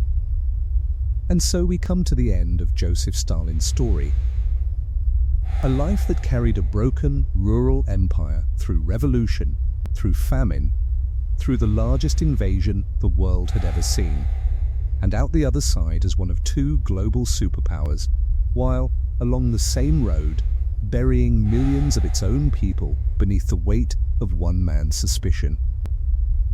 He wanted once to be a priest.